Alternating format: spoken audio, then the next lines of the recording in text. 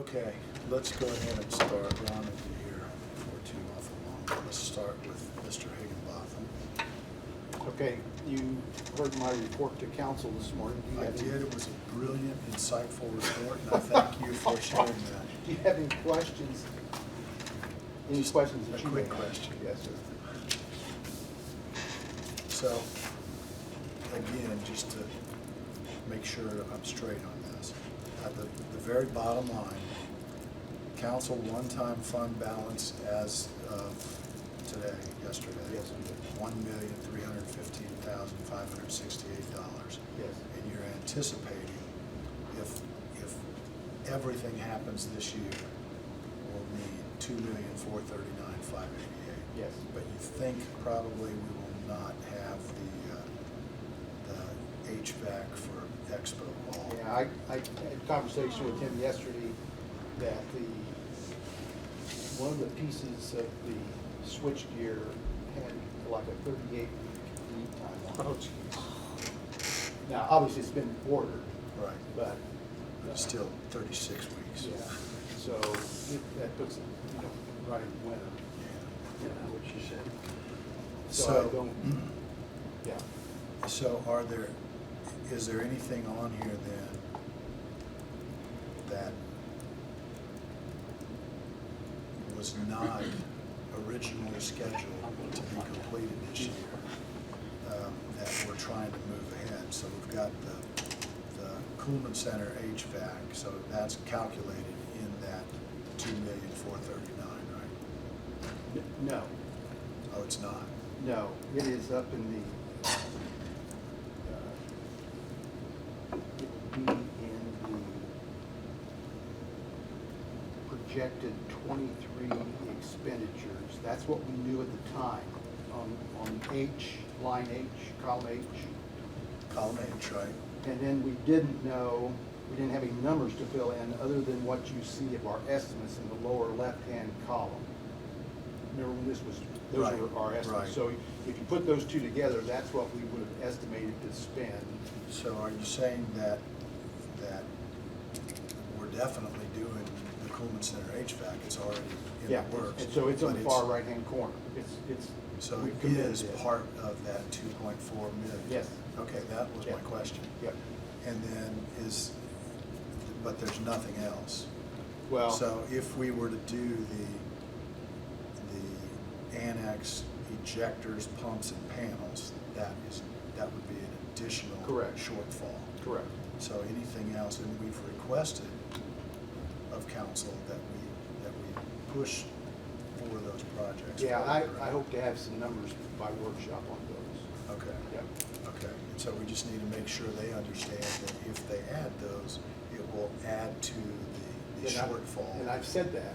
I keep saying, these are what you committed to thus far. The blanks are not, so that would keep adding to the total. So we just need to make sure they understand. Okay, I keep saying it every Because two. the horse barn roof and Coleman roof was for 24, correct? Is No, that- it's for 23. No, they're in the 23. Yeah. So they're in that Additional $900,000. request. They're in that $1 million Right, pot right. based upon the numbers that we had earlier. Right, okay. Okay. Any other questions on the project list? Yes, I'm sorry I didn't have today's update. Do you anticipate being able to do anything at all on circuit court? Yep. Yes. Is there a dollar amount at all? We don't have that yet. Okay, We're but waiting on the you estimate. think in the next 5 months we can Oh, do something for? Absolutely. Yep. Okay, so just don't have any numbers yet? I don't have the number yet. But you think it will have some expenditures in 23? Yes. And mall. Great, Yeah. good. Yeah. And 36 weeks, say, for the First Bank Expo Hall? Whatever date that order was, because it's been, 4 or 5 weeks since we approved that. Yeah, but it's going to be the next cooling season Yeah. before. Yeah. Well, but heating. Heating is is the- going to be. No, the same it won't- thing. It won't be available until Correct. after the winter. Yeah. Well, except winter's only 3 months away. I mean, I know, 36 but weeks 36 is weeks. 9 months. It's not gonna happen until next Yeah. spring. The units themselves are on their way, but the stuff that actually hooks it up. That's You pretty put 'em in important there too. to sit there, Well, but they're I- going outside. Yeah. My larger question is, will there be any time in the next 9 months when there will be no heat or air? Oh, Sure. yeah. So, I mean, Absolutely. Haley, you know, No, you talk about the Expo Hall. Yeah, and we've had that conversation. And Bader knows that, you know, we're booking the facility as the requests come in. We're not booking it. So Bader's gonna have to work around Around that schedule. Yeah. And that's the same way with Coleman. And do we anticipate how long a process it will be once they have everything ready? You know, to go? this one, the actual switchover shouldn't be too long, because see, they can They install can those on install the it outside. Yeah. And then it's just a and then- matter of hooking up the. Yep. the So, ductwork. once they start construction, the actual switch over to the new units would be, A week, maybe. yeah. Because they'll get the ductwork hung, they'll get the electrical inside hooked up, and the other ones are still running. Right, right. Yeah. okay, so there won't be a shutdown period of any great I length? wouldn't think more than a couple, I mean, you say a week, that's probably reasonable, but, Okay. you know, once they have That's because everything. if we anticipate a day, it's gonna Yeah. be a week. If we anticipate a week, it's gonna be a month. But everything outside would be installed, all, it's hooked up to the ductwork, because nothing is hooked to the old unit. Right. So, Okay. yeah, So having events that are not sensitive to sound it's still possible. can still be booked probably through May. Like rodeos or. Yeah, Well, or livestock shows. Livestock shows, Yeah. stuff like that. Stuff we've always had But in not there. a meeting, a conference. Yeah. or- And I'm sure that Haley has, and Brad, like, And we, and, have a good handle on and all we've had this. that But they just don't conversation. know about Just the have to 36 refine weeks. when. They know about the 36 weeks, don't I they? just found that out Yeah, yesterday. that's brand new, But it so. doesn't, it won't affect them, Yeah, they were, because the unit's still running. Well, So except, if they get it, they can say, okay, you can't install it for the next 3 Correct. weeks, Yeah. or whatever. You But- can't disconnect the old unit, but it still impacts what you can use that room for. Correct. the venues, it opens up a whole new marketing. Yeah, they're not marketing it to something that needs quiet HVAC. Yeah. And even June might be a little shaky, just because of delivery time delays are so commonplace. Yeah. But the marketing spectrum is much broader in June tentatively than it is in April or May. So, Okay. Great, thank you very much. And then, I did receive the quote for the recorder's wall, and it is $18,100, and that's for a solid wall with glass resistant film on the glass and a remote lock. You say solid, but it doesn't go all the way to the ceiling. It allows for airflow, Yeah. but it'll block off that Yeah, from the Like hallway. drywall. correct. Now, the actual glass itself will have a film on it, just like we do And on it's the doors. mostly glass. Yeah, yeah, and there's a glass in the door too, Right. so you can see out. Okay. Steve, I think that with just the normal, like, hole for speaking in it, Yes. and those, because I know that was Yes, somebody had brought that up, that, well, we won't be able to hear and talk to people, but they're gonna try that first, right? yes, And We there tried will be a that. gap at the bottom as well as and we tried that with probation, just the little hole with the grill in it. They had a hard time hearing, so we ended up putting a microphone and a speaker in it. But the microphone is overly intrusive, in my opinion, because you can hear probation from Yeah. up here if you're out in the And the hall. difference here, the top's gonna be open. too. Right. Yeah. It's not entirely closed off, Okay. so. So I've we given can this test to- it, I've and given if it this doesn't to- work, we can add a speaker Yeah, if we need to. I've given this to Debbie, she's out today sick, so soon as she looks at this number and indicates that that's a go, I'm assuming the commissioners are I'm in encouraged to favor go of with this, allowing her to do that, subject yes. to her funding it. Correct. And I'd kind of like to see a drawing or something, when you say mostly glass, it will still have kind of an open feeling, so that. What you see down there right now with the plastic, that will be still glass. So there will still be kind of an open Oh. feeling to. That whole, what you see open now, with the exception of where you walk through the door, Doorway. that'll all be open. It'll be Well, glass. it's Glass, glass. yeah, okay. And the door will have a window. It'd be kind of nice if we could give us kind of a drawing or something before they start driving nails.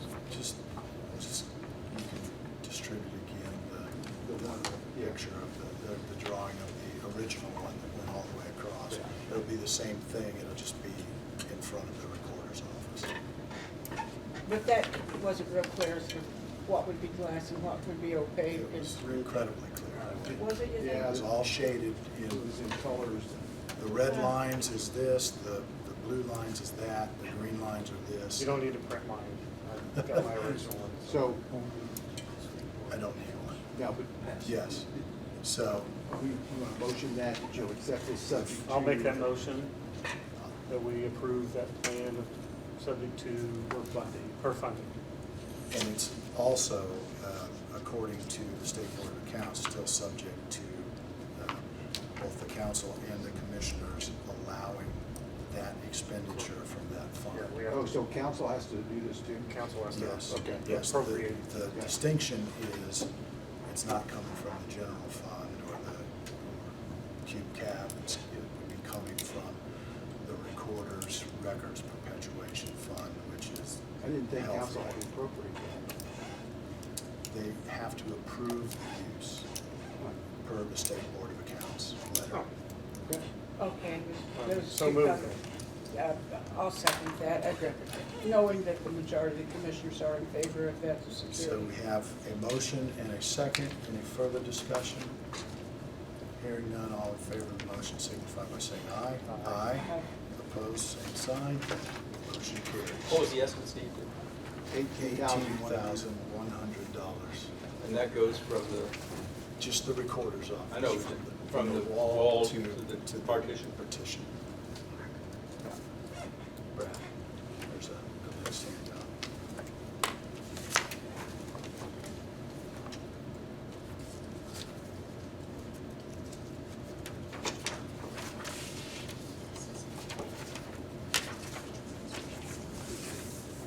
Okay, as you know, weights and measures they operate on a fiscal year, so their year ended June 15th. Why it's in the middle of the month, I have no idea, but Was that based on the state? states, yeah, this is state reporting, so this is the year-end report for our weights and measures department. So this page gives you just a rundown of what they have checked. Each one of those numbers represents an individual meter or scale check. So for instance, if you have a fuel pump that has 87, 89, and 91 octane on both sides, they have to check each one of those individually, so that's six tests on that one pump.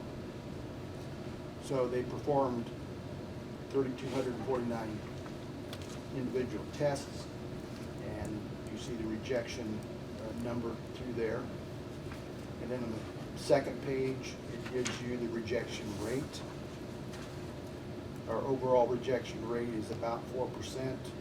Scales a little higher than that at 5. Meters, 5.9, and packaging tests. And packaging is packages that are packaged at the site, not from a company. So if Blue Buffalo ships out their product and it ends up on the store shelves, it has already been checked at Blue Buffalo, so we don't check those. But for stores that package candies and meats, this is what we check. And this is just random samples. And we also will respond to complaints, like somebody may complain that they bought a pound of beef and only got a half pound. So we will check that.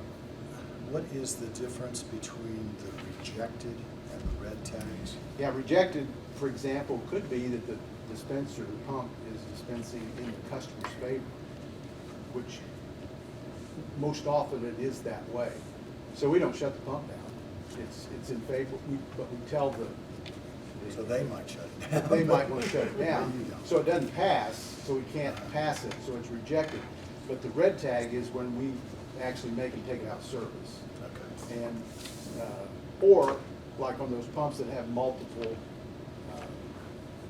octanes, they have the ability to shut down that Just particular one. octane and still have the pump run. Huh. So do you run into a lot of situations where one octane is measuring incorrectly and another one is correct? Yeah. Huh. And the middle octane is actually a blend of the two others. There's only, Okay. there's only Okay. 2 octanes that they ship, but the middle octane is. Makes sense. Blends it Yeah. Yeah. at the pump. Okay. And we don't check the blend, we don't check the Not the octane. percentage. Yeah. Anyway, so that's the year-end report for weights and measures. Thank you. Wow, that's a lot of checks. And, yeah. And that's all I have for now, Jeff. Okay, let's go back to Ron. Other stuff.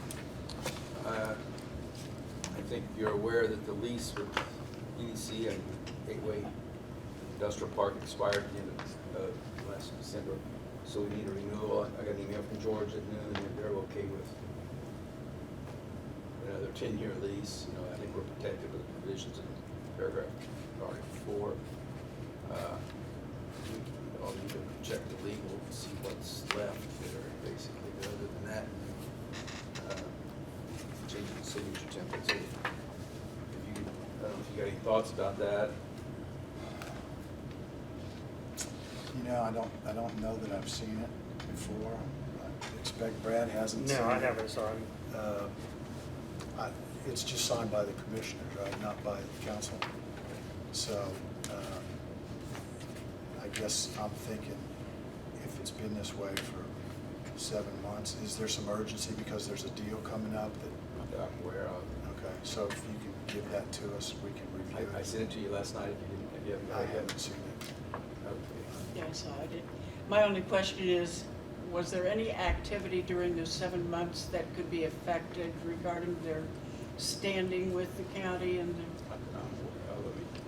nothing with the, I wouldn't want that little glitch to affect any agreements or There, anything.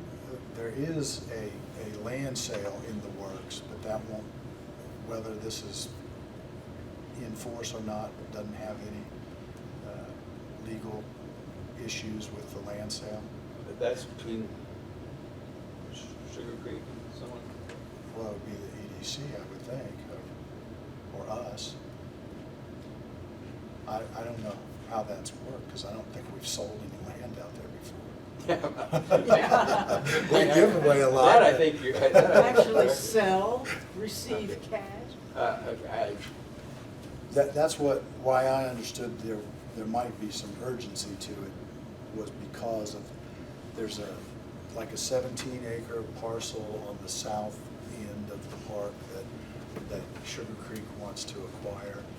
And I think as they were looking at that, they uncovered That's the right. fact that, oops, this Yeah. That- contract hasn't Well, been I think you renewed. might have addressed that when I was gone on June 14th, because was there It's some, possible. That feels right. wasn't there some concern about waiving the 5-year development requirement? Had to change the Yes. the Yes, that is bylaws, correct. or, That's in the plat of the subdivision. yes, it's a restriction in the. Restriction. Well, that's a separate issue, but so I Right. think they went ahead and did the purchase. No, I think they It's just still changed, in- they changed the Yeah, remember- guidelines, And but I don't think we the approved it. purchase has closed. we approved it, and then, but it also needed to be approved by the other property owners. Remember Valerie was gonna take it to them. I think oh, that's for right. the covenant, yeah. For the covenant. And now what about the purchasing? That, Because I mean, with that it, has not, as far as I know, it's not been executed. so you have to approve that. But I guess, do we have to have a signed agreement in place for EDC to be able to If they would complete send us that $1, I transaction. think we'd be all right, but if we let them hold it over after the end of the term, it's presumed to be a year-to-year Okay. under the law. If we accept rent, so if they'll send us $1, all's well till we get this thing cleaned up. I guess the Okay. concern I do have, Bobby, make a note, we need $1 from the EDC. Shakedown Valley. I think just by making this agreement retroactive to January 1, making it clear that it's retroactive to January 1, that thereby legitimizes EDC to have entered into all those negotiations from, continuation without any interruption, by making it retroactive should make this all okay and would not give any property owner perhaps grounds to question the negotiations up to this point. Oh, I don't think they can question anything from the existing property owners. I guess the concern I'll have is that We're the property owner. if that Well, sale, but the covenants and, if that sale closes this year, and that money goes to the EDC, is it going to then be passed through to us? I thought it came to the county, but again, we haven't had any experience with I land was gonna sales. say. well, yeah, we did sell the 4-bedroom house. That one. That wasn't part of the industrial part. That wasn't in the industrial No, part. that's true, but I mean, it's, I think we did that directly. Yeah. You take a look at it. It's unrelated we can business come back income, to and it. is it gonna, are we in the process gonna lose the tax exemption for 23, 24? For that 17 acres? I don't know, let me ask our attorney. I think it will. Guess we'll have to give it to them.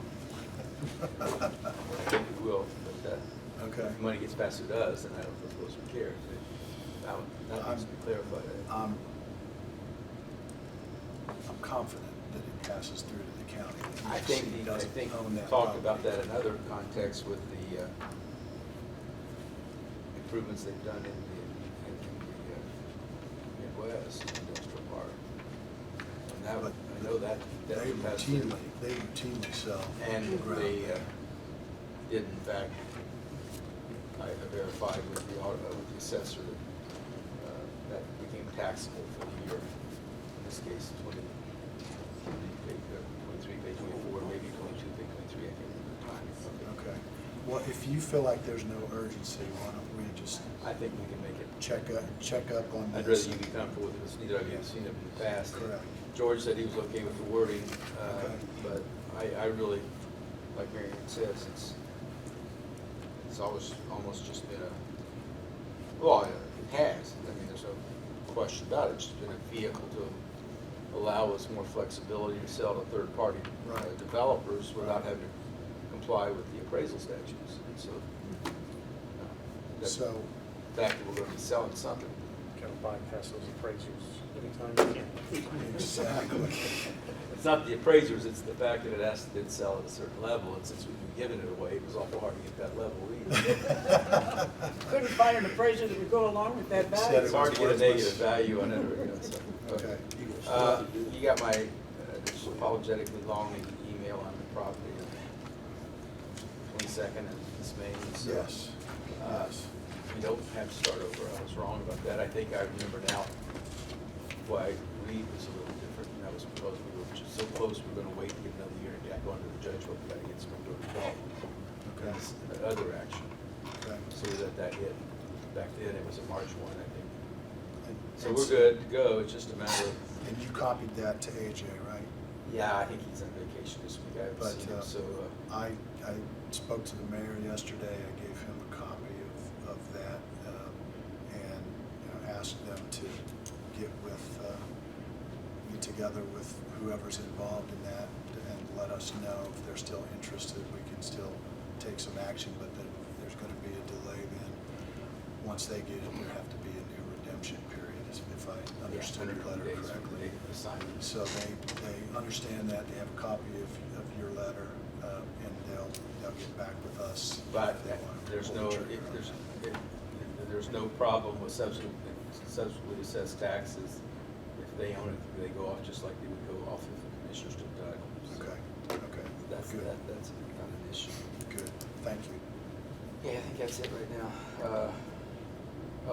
Mark just gave me the numbers to put into the joint resolution on the bond fund proceeds. For the jail So, bond? I will subtract 50,000 from that total, Steve. Yes. And my understanding is that the arm wrestle was a draw, so it's gonna be equally divided between highway and bridge. And what's the number again? It'll be $881,695 less 25,000, so 856,695 For each one? each one. Okay. That So- 50,000, that's something that hasn't been paid yet, Correct. that needs to be paid eventually. Correct. Okay. If you want, It'll be paid one way or the other, Yeah. Yeah, to somebody. somebody. if you want to take that just from the highway, I've already talked to them about that. Okay. So however Well, you, No, this would come from the jail bond fund. Yeah, It'll that's from the stay jail there bond until fund. it's paid But the out. 50 will stay there, one. Yeah, yeah, Yeah. it stays in that fund. Yeah. right, so that's what will be paid Okay, I out to got the you. contractor. Okay. And So I then- assume that if everybody vetted the issues with the highway and bridge, that there's no way to leverage that money, There will be some opportunities. but not based on the division of between bridge and, No, with the statutes. Just right, doesn't talk. No, Says I think- county highway fund to be used for right. bridges and highways. Okay, so I think that's all I've got there. Anything else? Okay, then, Oh, Bobby, I've got a counterpart resolution the school board passed whenever we met last, Wednesday. on the transfer of the equipment from the county sheriff's department. So you just need to keep this for your file. Okay. Great. Me or Bobby? Bobby.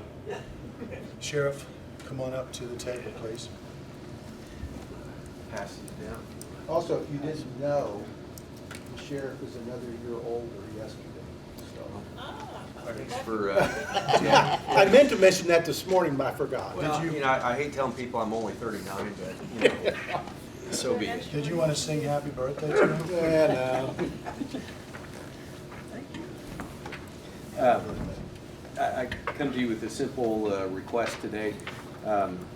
The photographs that I have there, the first 2 pages, are 2 wrestling mats that we had donated to the Wayne County Sheriff's Office. It's been 16 plus years since it was donated to us from Northeastern School Corporation.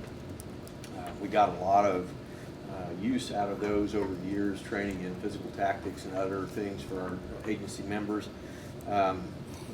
But as you can see, they've started to break down significantly. And about 3 years ago, I replaced those mats with some new and updated ones that on the last page you can see what the newest one looks like, and where the other ones are still kind of in the way for us now. That being said, one of my patrolmen made a connection with a very small gym in the community that would be willing to take those mats that I believe have zero value. Again, they were donated to us at no charge, and they're broke down to the point where I just see no value in them at all. But it would certainly be your pleasure if you want to try to put them in the auction or just dispose of them. Can you tell us who the organization is? Yeah, it's called Stored Energy on South 2nd Street, just on the south side of Smorelis. It's a fitness gym, and they do some boxing and other sparring type workouts so that they can benefit from the use of those mats. Are they going to come and get them? Yeah, that's the other thing. That And would be Yeah. the Yeah. key there. These are the same mats that I discussed Yeah. back when we were months ago, That that was needed to another- go, that Yep. the problem was they were so heavy. Whoever takes them's gotta make Yeah. arrangements to come get them, because Yeah, I let's don't know make how sure they're we gonna do don't it. have a workers' comp claim from Right. any of our guys on it. And I don't know what your feeling is on that, but I think they would be willing to move them out themselves. Now, I think the thought is, and we've tried to discuss this, is to cut them up in small sections that would still be usable for them, but much more manageable for any one person. a lot safer. Well, So- I move that we declare these wrestling mats of no value, allowing the sheriff to dispose of as he wishes. Second. Ron, is that the appropriate form of resolution? Okay. I thought it was a catalytic converter, somebody cut off first. Couldn't the button scale. All right, and is that person in this last picture gonna be part of that deal? That's Oh, that's actually like a training tackling dummy. dummy, is it? Okay. Yeah, it's a training dummy that we use. Okay. So, So we have a motion and a commissioner second, normally or a referred to. commissioner. We have a motion and a second. Any further discussion? If not, all in favor of the motion signify by saying aye. Aye. Opposed, same sign. Motion carries. But don't have your any use for guys that anymore, do you? will not No. carry this mat. That's right. Okay, good deal. Thank you so much. Safety first. Yep. Getting rid of that. Thanks. Thank you. Anything else? I don't have anything currently. Okay, well, nice to see you. Pleasure to see you. Have a good afternoon. Thanks. All Doesn't look a bit old. right, we're back to Mr. Higginbotham. Karen's not gonna be here for a while from the SBDC. Do you want to get into your other, or do you want me to start in with you want parking? Let's start in with parking. Listen to the big Start in, hey, sigh. there's two of us haven't been involved in one of these parking discussions yet, so. See ya. So you're the, All right, just to kind of progress into this, so you can just build upon we need the history. the excitement. Yeah, we need the history of this. All right, so this first Did document. you bring any samples of the hang tags? I can get there. We'll drive. This is just simply for your information, and anything that we do with respect to parking, I think, has to be updated on the Violations Bureau list of items that can be taken. So this is where the Violations Bureau clerk was established. You appointed, commissioners appointed the clerk, county clerk as the Violations Bureau individual. And then the next ordinance actually designated what ordinance violations could be paid at the Violations Bureau. And on the last page of this one, you will see the list of the only ones that can be paid there. And there's also a limit of $250. There's also a limit of $250 that can be paid there. So if there's a penalty over that, it cannot be paid at the Violations Bureau. Okay. So for example, we've got smoking, dogs causing noise, possessing weapons. So on possessing weapons, if somebody went into the courthouse and they had a weapon that was confiscated, then they could also be ticketed. Yeah. So, okay, but this, I don't see anything here about parking, so. Correct. Better take a Parking look would at have to it. be added. Probably ought to take a look at the ordinance itself to see if it's been impacted by subsequent Okay, state statutes are pretty sure. okay. Oh, All right, what else have you got? So this next document is the current parking ordinance.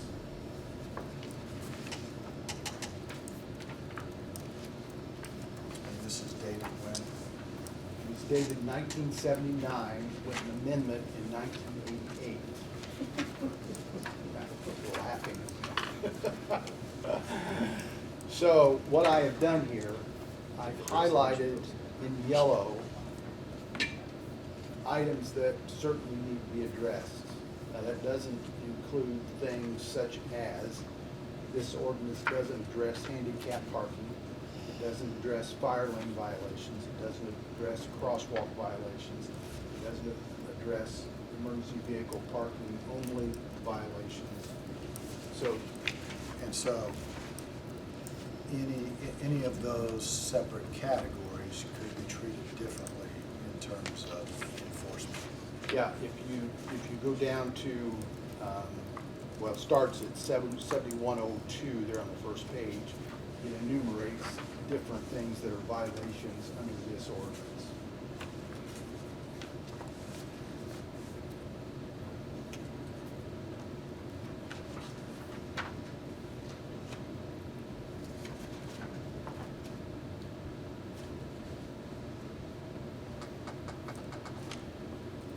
So, So let me just ask a question. Yeah. So why does this have to go into this far depth? Is this because of public?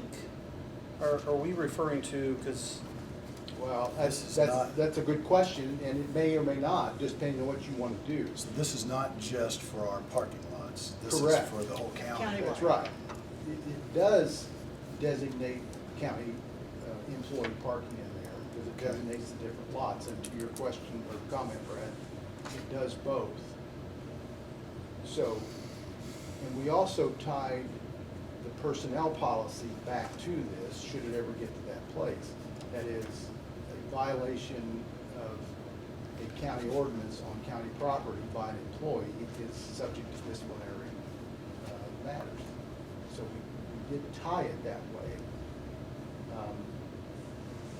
But to your point, Brad, you know, if you, We could do just pieces of this. correct. yeah, I'm thinking that we just tackle employee parking at this particular point. Because that seems to be the issue that's never solved. It is, other than, you know, you could have, for instance, we have the public parking in the health lot. You know, so this would give you the opportunity to ticket there. You have violations of handicap parking. Hopefully, when we mark the emergency lane, and you could have violations of that. So those could be public folks that you're ticketing, not just employees. employees. Yeah, we Sure. need to enable the sheriff with necessary law to enforce. I disagree with that. If it's a fire lane emergency vehicle violation, yes. If it's an employee parking in the wrong parking, designated parking spot, I say no. And we could write it that way. Well, except Fourth Street is not a public roadway, it's It's a private parking lot. property. Yeah, But the fire lane Can still enforce violations it. are enforceable on private, public lots. yeah. Handicap is, so you can issue a ticket for those. Yes. So that's why I'm saying, I think, depending on the issue, there could be different enforcement mechanisms.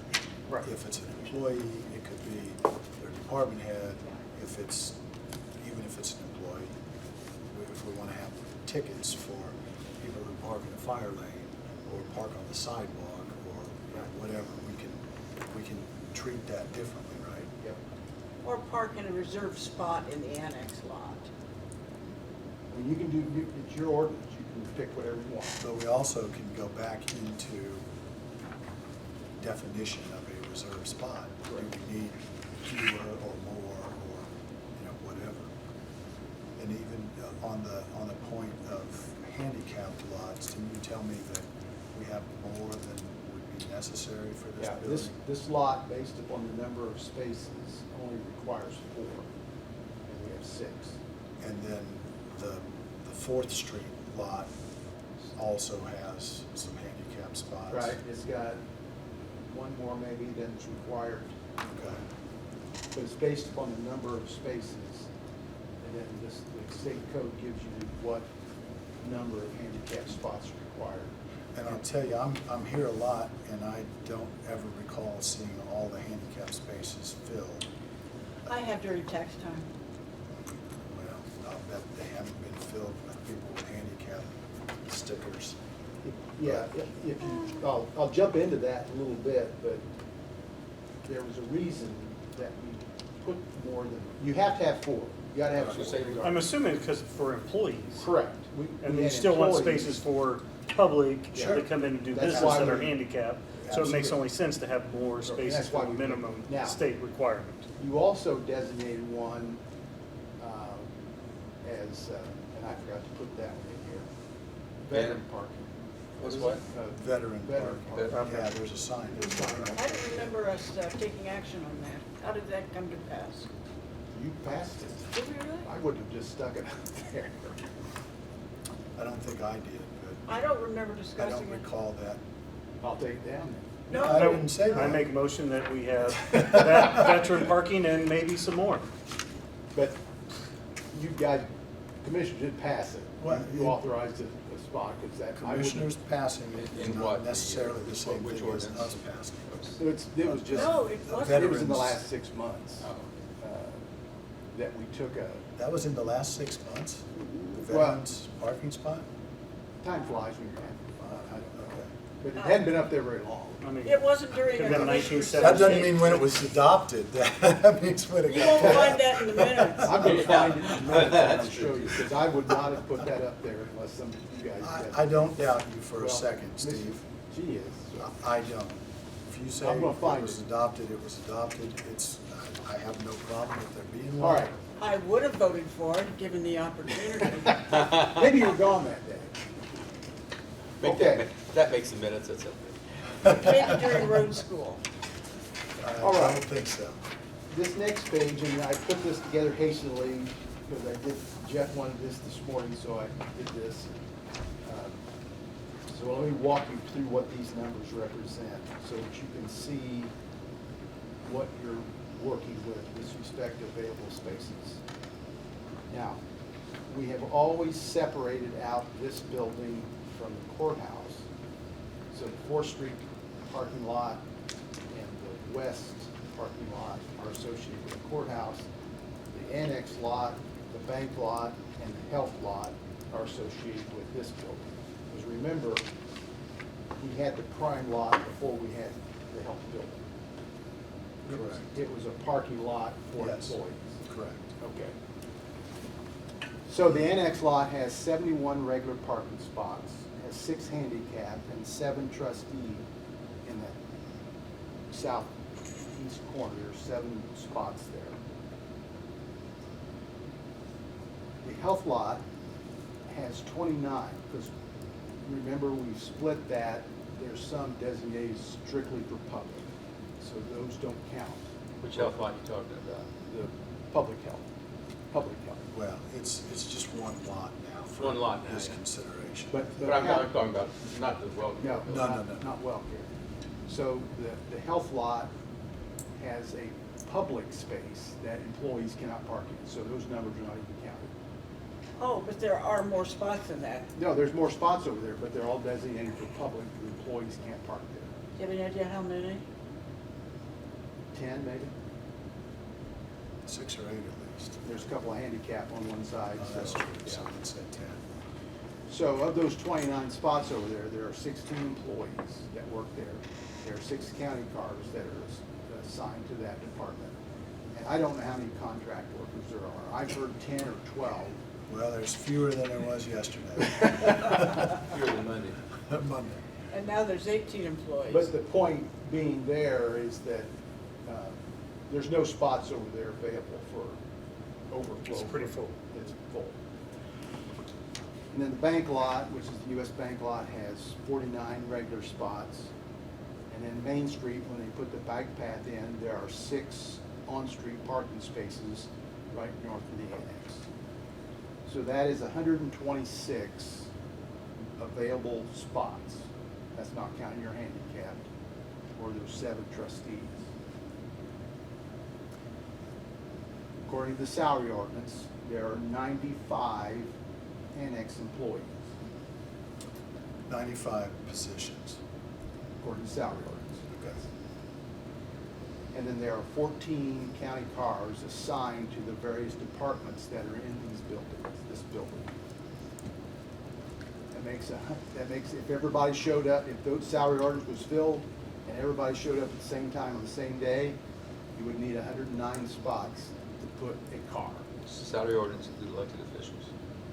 Pardon me? Does the salary ordinance Yes. also include elected officials? Yes, it I'm does. counting them, yeah. On Wednesday mornings, then, you would need to add an additional 11 because the council and commissioners and county And attorney. so those positions are excluded From the- from the employees in Yes. this building? Yeah. Okay. So, on Wednesday mornings, you have 6, if everybody showed up, parked where they were in the lots, you'd have 6 spots open. So that's assuming everybody parks in the south lot, or is that's the total? That's if they're parked wherever, in So the bank there, lot, on on the the south street. lot or on the street? Correct. Okay, Yep. gotcha. You'd have 6 open spots here. And they'd all be on Main Street? Yeah. Okay, let's go through your assumptions. Of those 95 annex employees, you're assuming that none of them are handicapped. Correct. You're assuming that none of them are trustee employees. I did not count, those are in addition, trustees are in addition, That's- because Okay. they have spots set Separate. aside for them. And you're assuming none of them are commissioners or council members That's in the in the Wednesday. 95, right, That's in the Wednesday Yep. morning total. right. And then are you assuming that all 14 county cars are parked here Yes. somewhere at the same time At some point in time throughout during the day? If they were Okay. all here all the time. Right. Yeah. Okay, okay. So, you can see, when we originally talked about this, why some folks had to be assigned to this lot. But Sure. there just was not any place else to put Sure. them. Any questions about the numbers? So this does not, maybe I completely spaced it. This is not counting the parking on the west side of the courthouse. Correct. That Because we for- own that, right? That's our, Correct. It's ours, and the reason why I didn't count that is that that's generally, should be for courthouse employees, because there's 95 of those. And there's only, on 4th Street, there is 48 spots, maybe. I think that was the count. And how many in No, the west lot? 20. Okay, and see, Well, so there's so a that's big- where, I think, for example, these county cars could be parked over there, and the employee, when they're gonna use the county car, they could drive their car over Right. there to get the county car, and then drive it back when they're done, and then they have their own car again. Instead of parking their privately Instead of- owned vehicle where they take the Over county here. car out, Exactly. which is what they're doing now. Now, on my next page, you'll have some couple of departments that wanted you to consider something different for that, and I'll get into that. Now, when you say that, you mean at some point in the past, or you've talked to them recently? Some point in the past, I've Okay. had, this question This been- has come up? Yeah. Okay. Well, I posed the question to them. Okay. You know, because my point in all of this is to see if the commissioners can come up with a proposal that we would then take to department heads and elected officials and say, this is our thought on how to proceed with parking policy, and what's your feedback? You know, what did we miss that would impact your department, your employees, that needs to be given special consideration? Are you counting that easternmost trustee area spot as a trustee spot? Township trustee. I mean, yeah, township Yeah, trustee? down in the southeast corner. In the very southeast corner, it is not marked as reserved for the trustee. It's marked with reserve. It's not, it doesn't say trustee on it, but it's marked reserve. Not in the not the easternmost spot. It has So no there's- markings at all. And the reason why it doesn't, I'm gonna get into that. Okay. They were only guaranteed 6 with the contract. There's 7 there, but they have 8 employees in a van, so they've taken more than their 6. But it's not marked? I don't think it is. I know it isn't, because I've parked there and I've checked it very carefully to make sure it's not a trustee spot. But they call it their own because they got more than 6 employees. Now, when this lease was executed years ago, we guaranteed them 6 spots. Okay. So we could go back to 6 if we need to. Yeah, so technically, the trustee only has 6 spots. Correct. That is correct. By whatever that loan agreement. And only 6 are marked, so technically, I think that should go down to 6 and, Okay. Then that gives you one more. yeah. You and know, so 6 or 7 So doesn't we got change a whole lot. 96 and, Okay. yeah. All right. Technically, because I've been meaning to ask you that because didn't want to get my car towed. And they also have a van that they purchased since they leased this, and it sits out there some of the time. I think it's still there. It may be up they may have moved it up at their other Yeah, place. some of those employees work up on North A. So this new document goes back to summer of 2016. Correct. Okay. And was that the most recent time that this was, Discussed, parking was probably. discussed? Yes. Okay. Because we get to the enforcement portion of it, and it just bogs down. Comes to the screeching halt. Yeah. Okay. So these are questions, and where these questions or comments came from is what has come up over the years. What do you need to address in this parking plan? Obviously, the first one is the parking ordinance. I've already explained that to you. It needs to be updated. The enforcement, who's going to enforce this? At the time, there were several take-home vehicles, and that has since changed. The only take-home vehicle now that you have in this building is Matt. And that will be one that he requests to still park in this lot. Matthew and John. Or is Well, it- yeah. That's a new one, yeah. And that's a John. new one. And I did account for that in my number, John's vehicle, correct, yeah. And then on the next page, and Jeff, you touched upon that, you know, the other county vehicles, where you're gonna put them. And at the time, that you see in red were the number of vehicles that were assigned to different departments. That has since changed, and that number I gave you is the current number, it's 14. For instance, the surveyor only has one car now. Okay. Township assessor has a pool car. Community corrections only has one car. I think the township trustees only have one car. So those numbers have changed, but again, that's, you can see, trying to account for parking spots. Then an issue comes up of employees who are temporarily handicapped.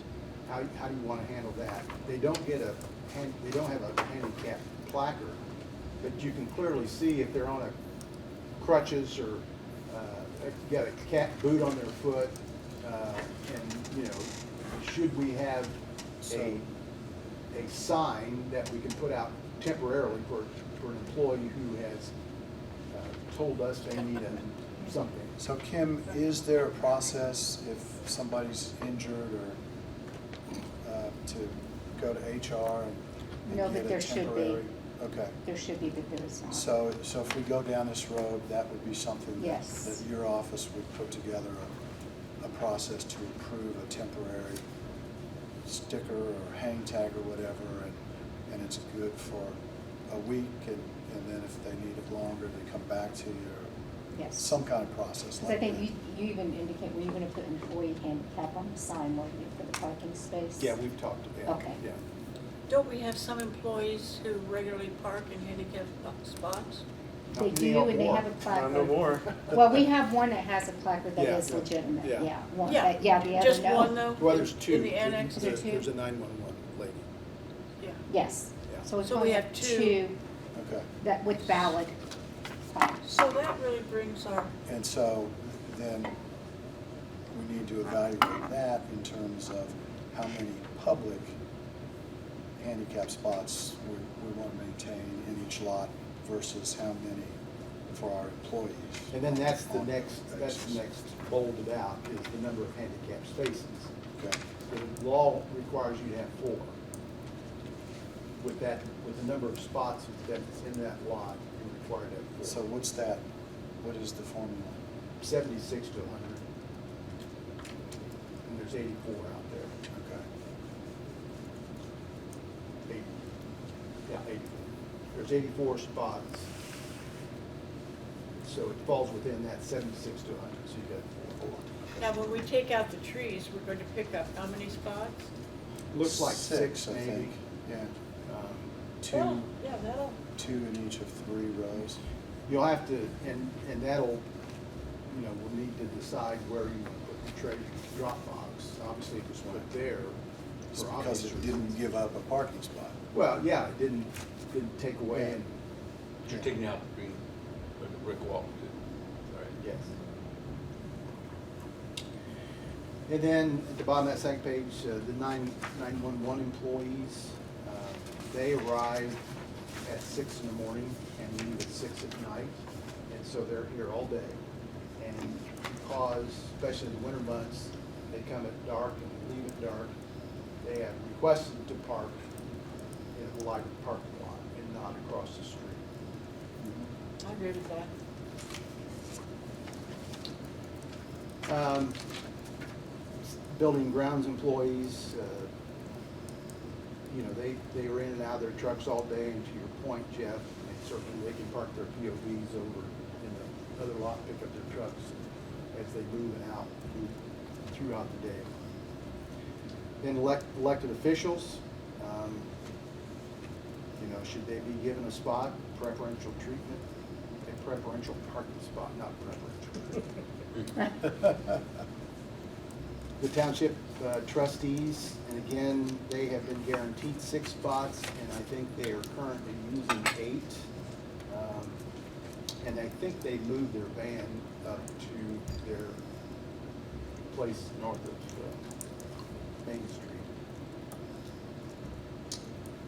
And then the judges, there's a couple of judges that park where they've been designated to park. There are a couple of judges that believe for their own safety they should rotate around and park at various places. And then how far beyond the judge should that preferential treatment go? Should it go to the bailiff, other court employees? Hourly parking on 3rd Street, I think we've got that remedied. I think you talked to the mayor. Talked to the mayor again yesterday, and he's gonna talk to Greg, but he approved us to go ahead and do that. We need to work through And it's the been process to get with NDOT to make sure that NDOT understands that the city has approved it, so. Yeah, and I've talked to the NDOT supervisor, and she's aware that this is coming. And then So department now, head. does that add spots from this definition? I mean, we've been talking about the annex, Right, but. it does not, I did not add those in. Okay. It's added into the courthouse total, which Right. which I will handle separately at Okay. another time. We're Okay. talking about this lot now. Right, okay. And then department heads be given preferential parking, and the reason why I just put that there, we know that there's gonna have to be some county employees parking this lot. So it would make sense that it should be the department head or deputy, et cetera. But if I had to give up my spot, I would. Of course you would say that. And I think department heads should, because, I've seen department heads here outside business hours, weekends, They nights, et come cetera. in early and stay late, Yeah. absolutely. And then, next one, should departments that take money to the bank have preferential parking? And we've done that for a couple. And one of them is the clerk, who is a courthouse employee that parks in this lot. For that reason. Okay.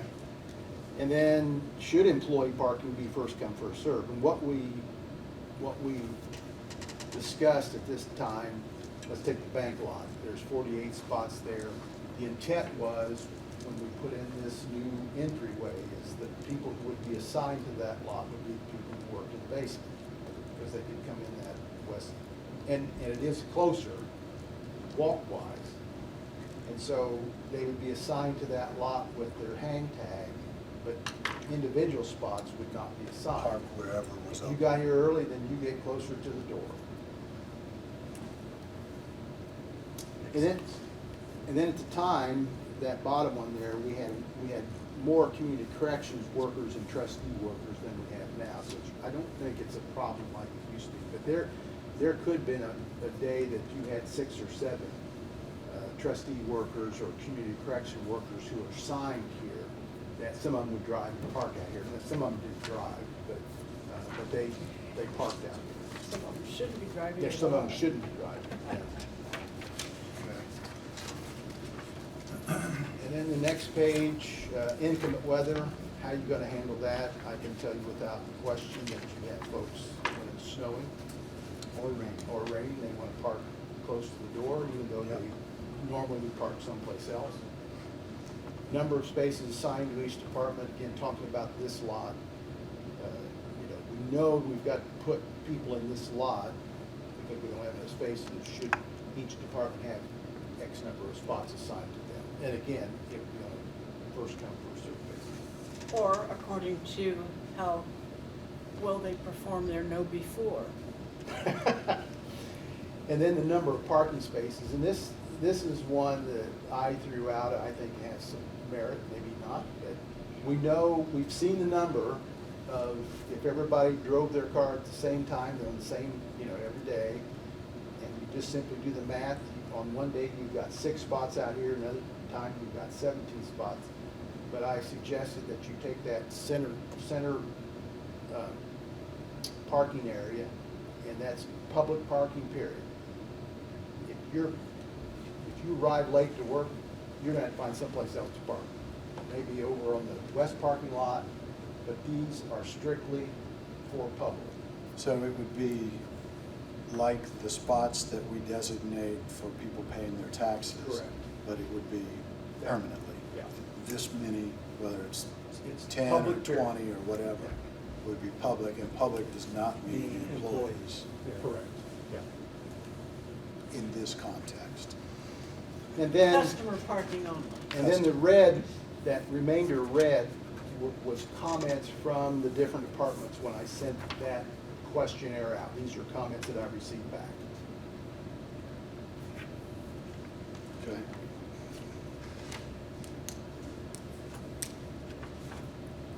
So, do you have other documents, No, or is this not- the last not one? on parking. So, can you speak to the current practice insofar as you can?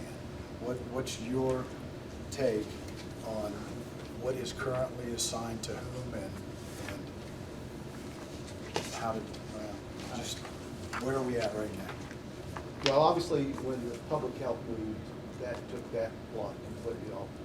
There's just nothing there. Right. And But then- when we moved the inspectors back over to this building, we told them They that they still have to still remain need to open. park Yep. in the health So lot. they didn't add to the traffic load over here, or shouldn't. Any pushback on that? No, I Because don't- that lot's close. No. I don't think that you have, I think you have a hodgepodge of employees. It doesn't make a difference where they work, parking in the bank lot. I don't think it's strictly downstairs folks. Yeah, and I saw where on these comments, the treasurer had requested that her employees be assigned to that lot. Yeah, and that was when, prior to us buying the bank lot, the bank actually rented spaces to them. And so the individual employees paid to have that parking spot. So when we bought it, they requested to still retain their same spots, even though they worked on the top floor. So in answer to your question, I'm not sure I can tell you. So, for example, to the best you know, who has reserved parking spots? Or what categories of people? Yeah, so- Do department heads, do elected officials, do? I reserved a spot for every elected official and every department in this building. Okay, So the assessor has one, auditor has one, treasurer has one, recorder has one. and that was, the commissioners just adopted that at some point. It was part of the discussion. Okay. And Go ahead, I'm one of the judges has one, but only one judge? No, the judges are actually assigned to the west lot, but to my knowledge, there's only 2 that park over there. The rest of them park, On 4th Street. they'll park at 4th Street or even in this lot. Okay. So there's no judge assigned to any of the reserved signs? No. So how many reserved spots are there out here? Not counting the 6 for the trustee. however many departments we have in this building. But those are elected departments or also? No, I'm a department head. Kim, you have a Kim's got spot, one don't for you? HR. But Does there's no, Gunty have one? No, Gucci doesn't have one. but there's Because- only one for each department. Yeah, the surveyor's got one. Yeah, but they Because put he's their truck elected. in Their there. truck is parked there. That doesn't mean they don't also park there in an Correct. unreserved spot, but. Correct, but they've got a They don't spot. have another reserved spot. Right. So just the elected officials, And department heads. you, Matthew, Jonathan? Jonathan's not a John- department John head. doesn't have a spot. He's not a department head. No, Okay, okay. he has a Erin- county. But vehicle Erin now. works, she doesn't have a reserve spot, but since she works in the dark, comes and goes in the dark, she parks here, I'm I'm assuming. assuming. I think she parks out But she doesn't have a reserve sign. there. No. No. Matthew has a reserve sign Yes. because he's a department head, Yes. okay. So, that's kind of where we stand. Okay. Has anybody else noticed that there has been an abundance of parking spots in the annex lot since tax season ended and the dumpster was removed? Well, you're not here today, but when they have a jury trial, it's packed. Exactly. I mean, Depends on it's what's going packed. on. Okay. But, you know, the gist of that is when it's just employees and a few, you know, visitors that are conducting You've got business. 17 openings. Well, you have even more than that. Yeah, Because, just- especially in summer, Yeah. you've got people taking On vacations. vacations, and- yep. Yeah, it's and been those kind of summer things. that I've noticed. The summer has been, except when there's a jury trial.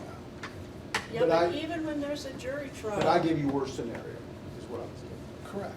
And there was a time, the jury, remember we rented I don't know what we rented, but the city let us use their lot. And That's that, been years ago. that yeah. whole Third Street was for jurors to park in. The parking lot spots. Adjacent, in Adjacent. their parking lot, but on the Third Street side of Yeah. their parking lot, yeah.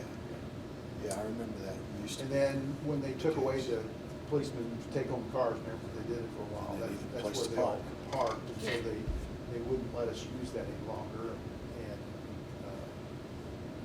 And now when they have a jury call, you know, it's pretty impactful. Okay. One of the redlined ideas, I believe that's in red, to convert that yard on the northwest corner of Third and Main, next to the jail, east of the jail.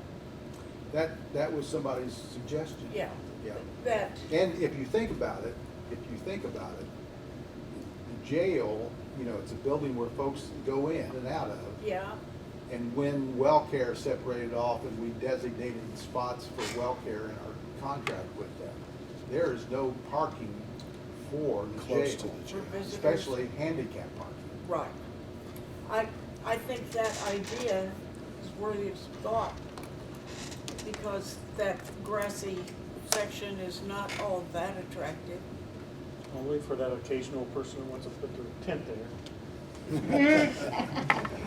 So, Steve, has that ever actually been looked at in terms of what could you get in there? Number wise, Parking lot, you know, and. Yeah, I mean, Ingress and yes, egress. we took a cursory look at it, but the previous commissioners shot it down. But do you? There was is that one in written down particular who somewhere? objected, but Is that he's no written down longer somewhere? here. Do you know what that was? Were there any estimates made of cost? I mean, that's a valid, because there is an issue for visitors to. Sure. That conduct regular business, even just going in and getting permits or deeds, or the share sales, Yep. they have no place to park. Correct. right. Especially if you're handicapped. Handicapped, yeah, because right now you have that little turn-in right there, and that's basically, there's 4 spots there, maybe, Yeah. 3. Yeah.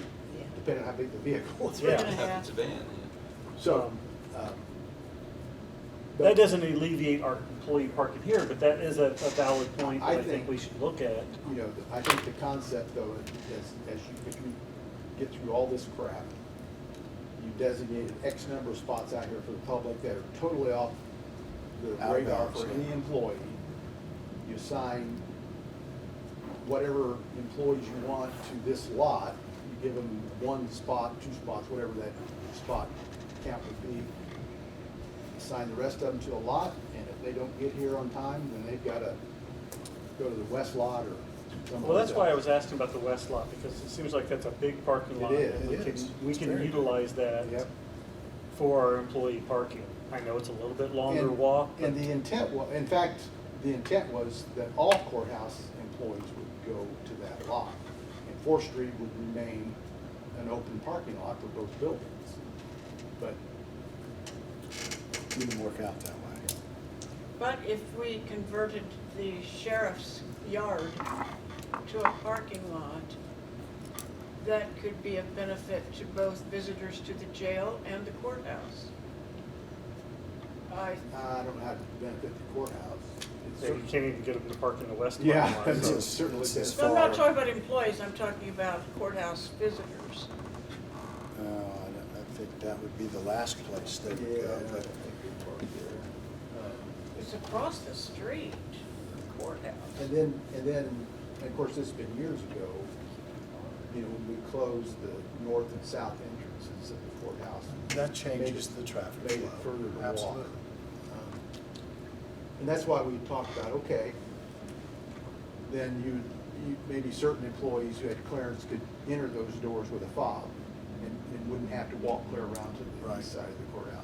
But I think the designation of certain spots, whatever that number comes up to be, these are public spots, and man, if you're parked in there, you're out. We'll put a boot on your car and tow it. Boot and toe? Yeah. It's harder to tow if it has a boot on it. Yeah. I bet. So,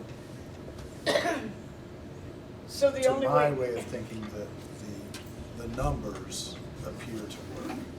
Because even with your worst case scenario, there are some options that make that work, including making sure that an employee who drives a county-owned vehicle during the day doesn't have Both two of them. cars Yeah. parked in the south lot at the same time. So I really don't think that's too much to ask. Yep. Adding 6 spaces, I think, is something that we need to get rid of those trees anyway. We get rid of the trees, and the brickwork is questionable in terms of its how it's held up over the last 40 years.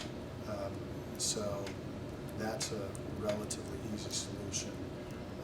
Limiting the number of parking spaces that are assigned in that lot.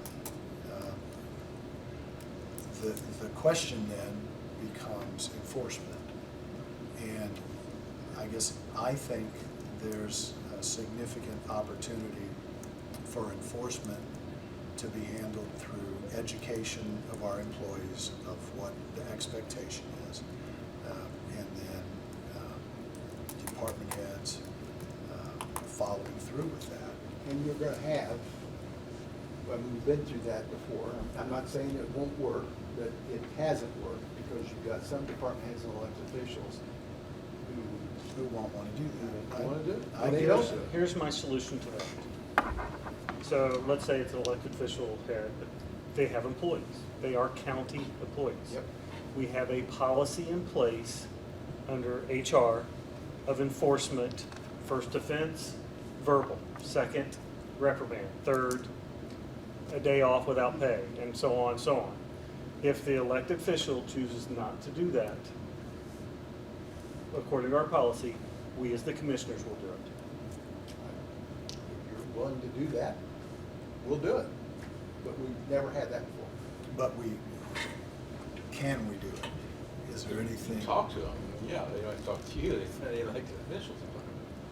but their employees are still. I mean, the employees. Yes. The So- employees are county employees, so Exactly. they must meet county policies And and abide by No them. court is gonna try to mandate the location of parking places. I think that would be a bullet that would miss widely.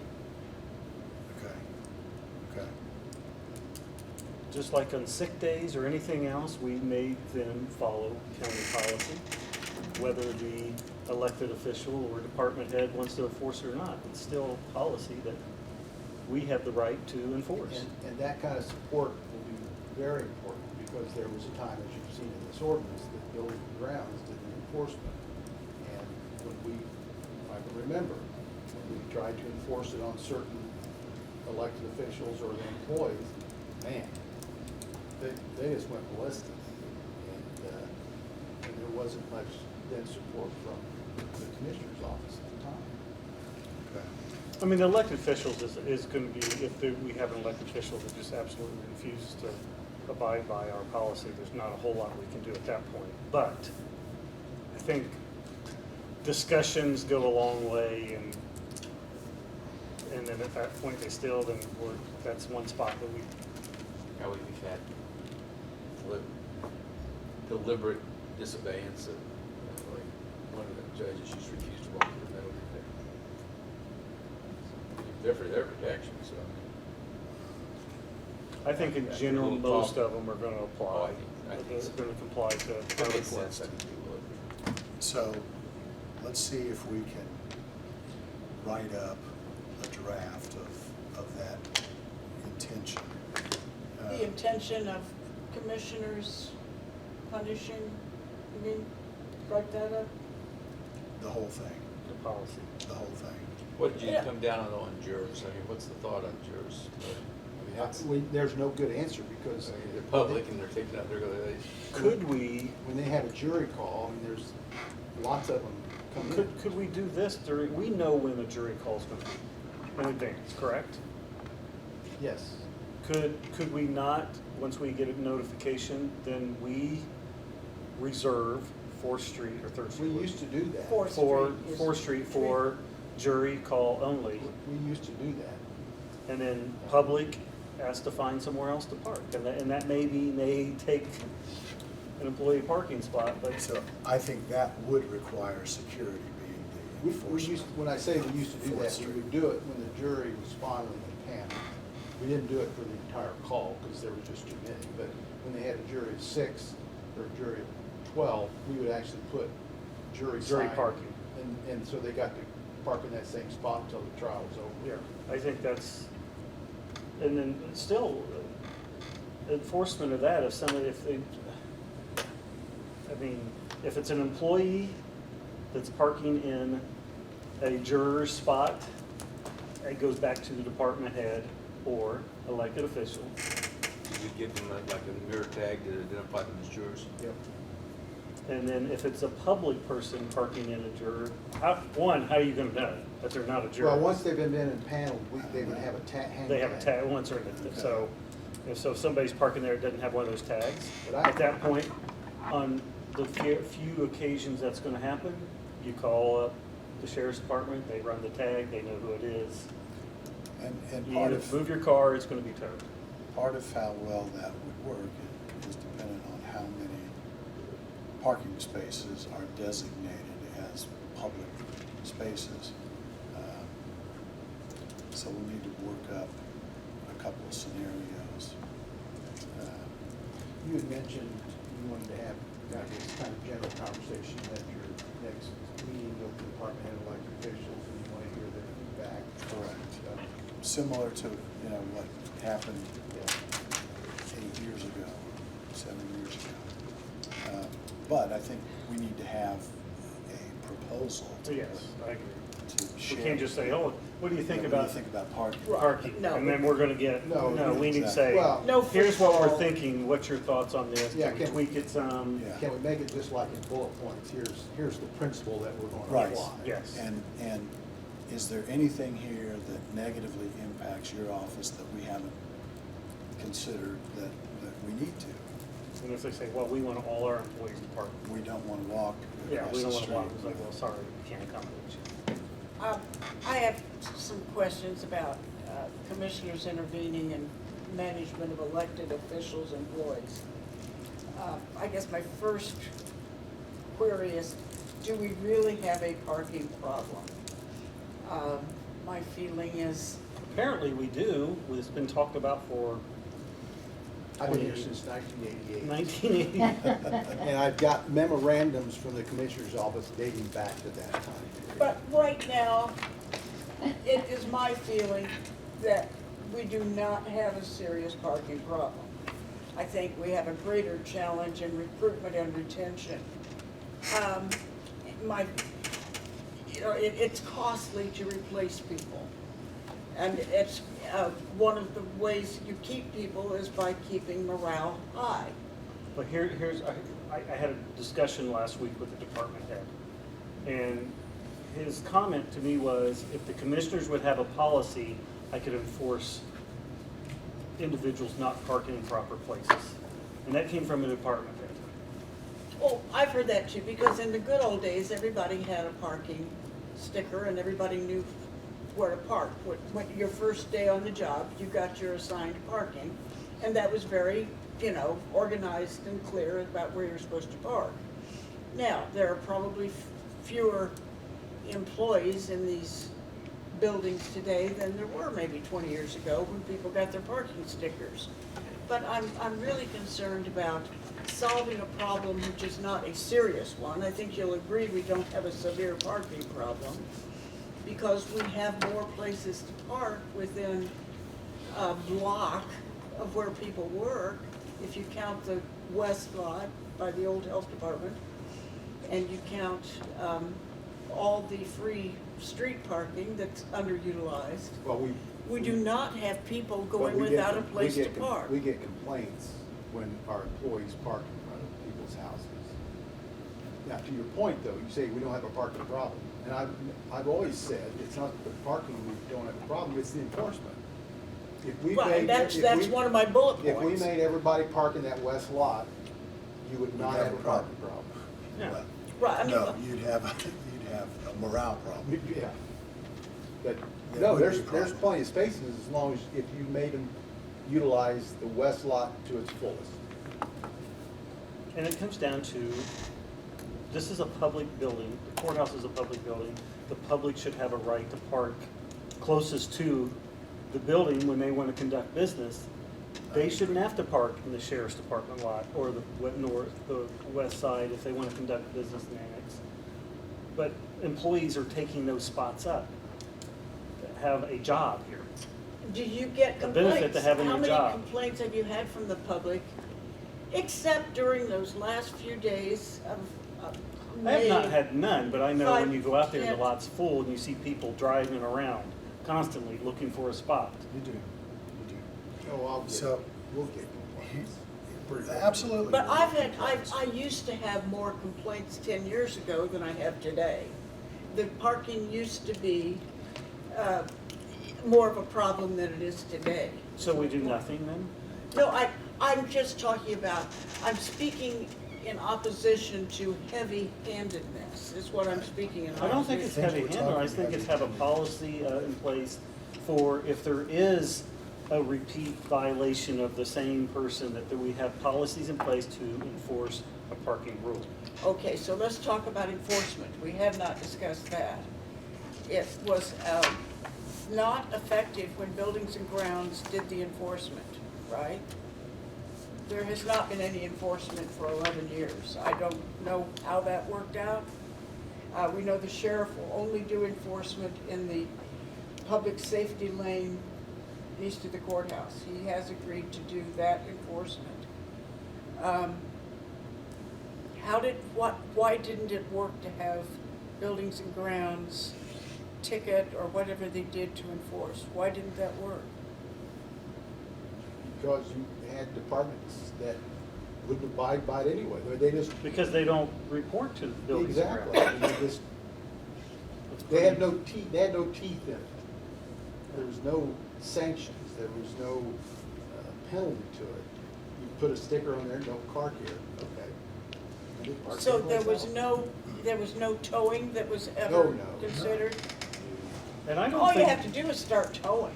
Well, there's processes for that. You Well, just of can't- course, I mean, that's the, I mean, You'd wanna, then you'd need signage and you'd have to have your ordinances. You can't just tow for the heck of it. it's, I'm not gonna tow. The enforcement is simple to me. And we're talking about employee enforcement, right? If we see a violation, me, you, Steve, whatever, comes to the commissioners, we talk to the department head, the department says, hey, you got an employee that's continually parking where they're not supposed to. Let them handle it. If they refuse to, if it's a department head, not an elected official, then we have a discussion with the department head. Here's our policy. You're not enforcing our policy, so now guess what? You're reprimanded. But then that would work with department heads. Right. But this building is majority of elected officials. Elected officials, then we have to go directly to the employee Yeah. where that's Kim's involved. We have a policy in place. Here's the policy. You're not abiding by the policy. So, Here's your letter of reprimand. Recommendation? Yeah, recommendation to park somewhere else. my suggestion would be that we have Steve put together bullet points based on our conversation Yeah, today. I agree. We come back to this next week, you can send it out when you have it, and I'll work with you on it. And we just take it one step at a time. I think we've kind of beat this horse up enough for one day, and we've got I a agree. guest here. So if there's no objection, we'll move on in the agenda. But I think that was valuable discussion. It's something that I've never engaged in the past, so thank you for pulling all this together. Steve's like, I've been here, done this, and Yep. his records of repeating. Talked about it. This is what, the 17th Point where I can pull out time? an old advisement letter. There you go. Redate it. There you go. Okay. All right, so Karen, welcome. Thank you. Where did you park?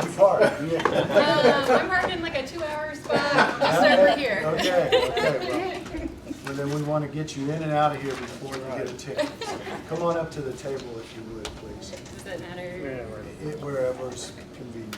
Perfect. Bobby won't like you. Okay.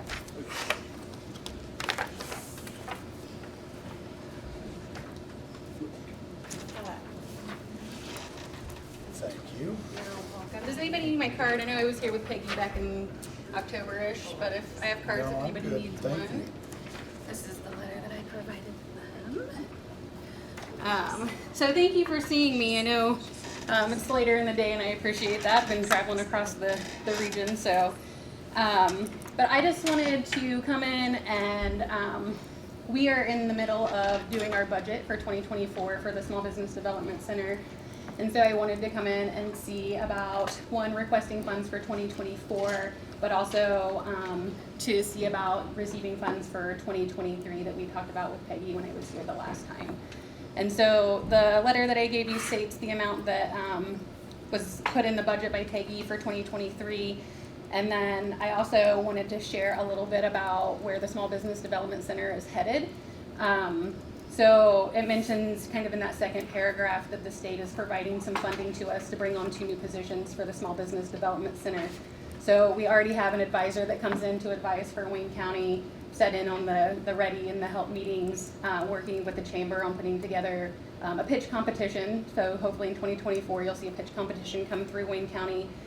My overall goal with the pitch competitions is we currently do those and assist with those in Henry. We're getting ready to launch Randolph's in Jay County. If we can get 5 to 6 of our counties in the region of our 11 counties on board, I'd like to eventually try to do a regional pitch competition with the winners from those smaller ones. Awesome. And then the state is providing funding for those 2 new positions. So we currently have a staff of 4, myself as the regional director, 2 business advisors, and Judy, our admin, that keeps us running. These new positions will be someone that is specifically for programming, so to help with those pitch competitions or launch your own business. We bring in an outside contracted person for our QuickBooks workshops that we do throughout the region.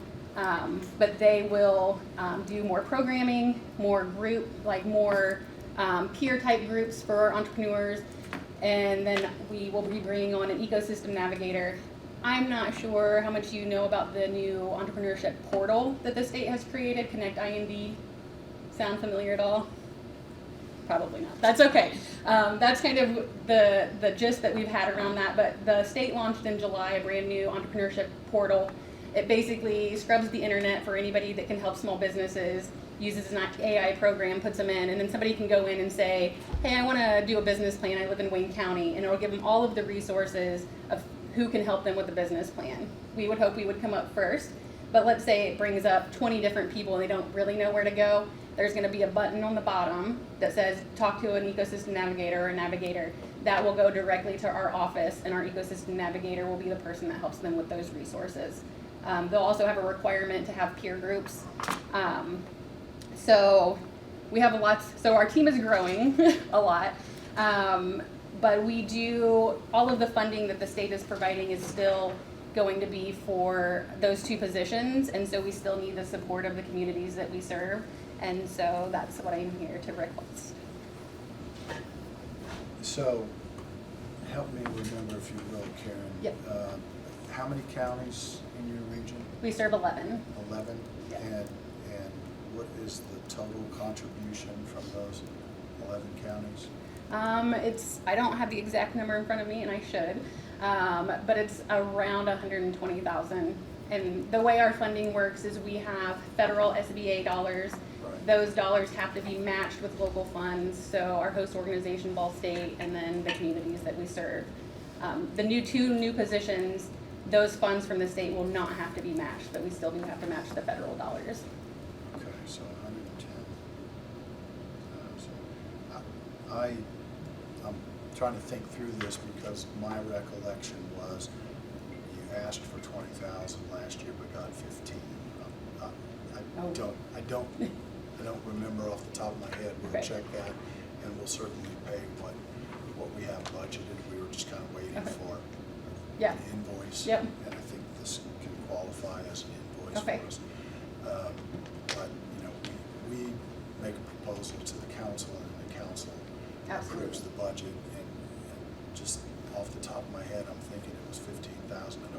I know it's been 15,000 in the past. I don't recall them increasing that amount, so we'll check. That's fine. And we'll take care of that, and at least it's more than Yes. in line with what the other counties. If you have 11 counties and you only Yeah. have $120,000, Yeah. 10,000 roughly is the average, so we're a little ahead of the average at least. So we'll check that out. Okay. And make that payment and make sure that the line item is populated in the budget request for next year. Okay. Do I take it that you're asking for $20,000 for 2024? We would love to, but if 15 is what can be budgeted, like I don't want to overstep on what I ask, but it does definitely help with our operations to have that. Okay. Questions from you guys? I guess if you could sort of step up to 20, 30,000 feet and look at your region's small business climate. Of course, COVID hit small business extremely hard. Now that there's been at least a year of recovery, how would you assess the current condition and the outlook for small business in East Central Indiana? Yeah, so we still have a lot of interest in starting small businesses. I think the harder thing for the small businesses right now is lending. And the metrics that we're measured on, one of those is capital infusion into the area. We are responsible for the state's amount, about $9 million in capital infusion, and that's always been hard for East Central, but even harder now. Just our entrepreneurs in East Central Indiana are not typically going after millions of dollars like some of our other regions see. But the state is also going to step in, and the federal government are going to step in and change that metric to a dollar amount to a number of capital infusion transactions, and so that'll be helpful for us. But that is probably the biggest thing, is just finding funding to get them started. But there's still a lot of interest in small businesses, and we do see them work, but they do need to come to us fairly often. Just marketing is like a thing for them, and those types of things. So with this programming position, we're really hoping to be able to push some online marketing and those types of things to help them too. But they definitely still struggle. And the rising interest rates, while a large corporation can bear that rise, it's very hard on an entrepreneurial startup or expansion. Yeah. So, you know, your services are still offered at no cost That's to correct. a small business entrepreneur, and we certainly are glad you know that you've helped a great many business people in our county, and wish you well going forward, because these are still very much challenging times. Yeah, absolutely. Thank you. I guess I would point out that we've not seen much activity with the revolving loan fund. I mean, I think in the last 2 years, we've had one application that was eventually abandoned because we wanted what we thought was a reasonable request for secondary security, a junior mortgage on property. So, I mean, other than the contributions that the revolving loan fund made to the COVID small business loan program, I don't think we've done anything. We haven't. Just that one request that ended up not going through, as they withdrew their request. So we've got funds, I don't know how much, It's a little bit 360. north of 300,000 in our revolving loan fund for the county. The city has Yeah. about the same amount. You talked about the pitch competition. Are you working with the chamber or IU East and some of the other groups that we talked yeah. about it? Right now, Melissa and I have been meeting to kind of talk through what that looks like.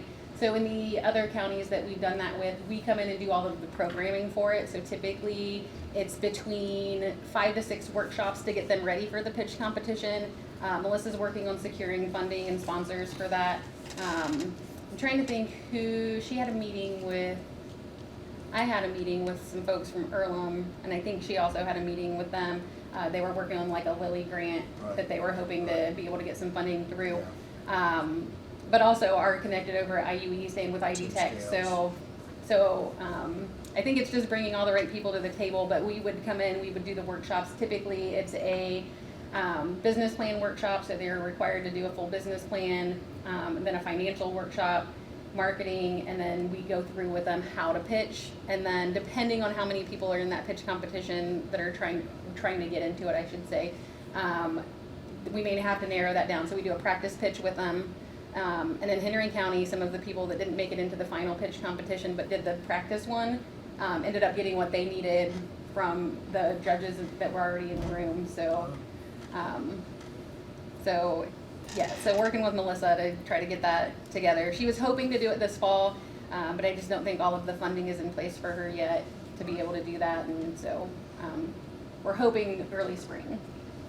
Do you have any numbers on how many businesses or how many individuals you've worked with in Wayne County? I do. So I had Judy pull me some numbers. So far this year, we have helped open 2 businesses and creating or retaining 34 jobs. Our investment amount over here that we brought in capital infusion is only $7,000, and so that's fairly low for us. I would say across the board, our capital infusion in all of our counties is fairly low. We're currently working with 26 clients and have done about 45 hours of counseling hours. So that's for 2023. Yep. You know, looking at the business environment for small business, if there is one arena in which government and private sector funding is a growth industry, it is the medical field. I'm just wondering if you've ever noticed an emerging small business that has contract medical workers, nurses, therapists, public health type of medical employees. Is there any business out there that you've observed in Indiana, anywhere, that happens to have a pool of medical workers available for contract work? Is that something that you've observed anywhere in Indiana? Not really that I have seen. We do have clients that come to us that want to put together businesses that would have kind of those resources, and then it's kind of getting through all of that state regulation that they need to have. Red tape. Yep. Yeah. And you speak red tape, fortunately, so it's Or I'm learning, yeah. it's a growth industry, no doubt. Yeah. As long as America is aging and people are seeking more and more care, physical as well as mental health. It's just one of those growth industries that I think one could find success in. Yeah. Yep. Just a idle thought. Okay, well, thank you very Yeah. much for coming in. We will follow up on the commitment. And, Okay. And I'll give you a copy of this, but then I don't know if you want this. So we actually have like a different form that we use now for, it's like a commitment, 2024 commitment form, but that's helpful to have. Okay. We don't have to have it back, but it's useful for us to, Okay. and then we would know exactly. Now, I'll get with Ball State too on the contribution from last year. I just went with what was in the budget. We'll have the approved amount for the Yep. budget, so we'll pay based on that. So, Yep. Did you say you brought some cards? Because I don't think I have any cards.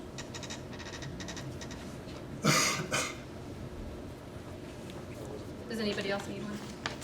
I'll take one just to make sure. I need to get you in my phone. I'll digitize you. There you go. Perfect. Anything else you want to share, Karen? I don't think I had anything else. If you have any other questions?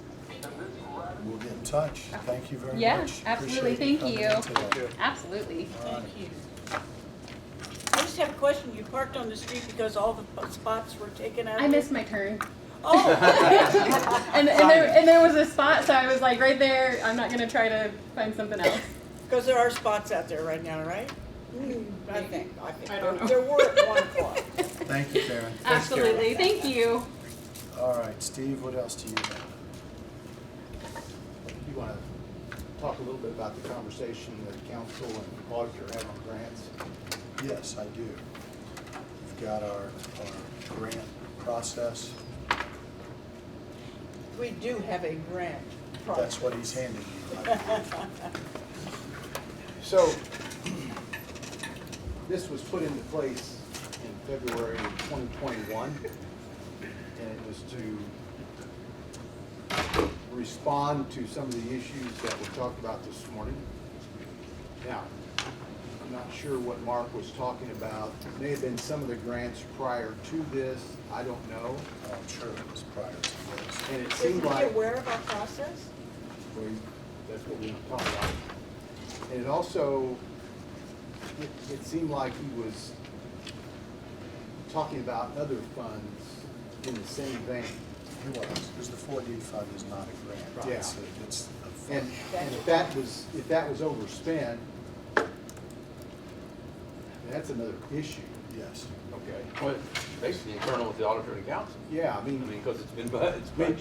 for example, you And know, it's something we're gonna expect that require additional appropriation. or if, Well- like in Corey's case, he pays part of a salary out of probation user fees. Correct. And so there's a $10,000 appropriation, and then the other, what they spend $12,000 out of that one appropriation by mistake, or, that's an internal issue. Correct.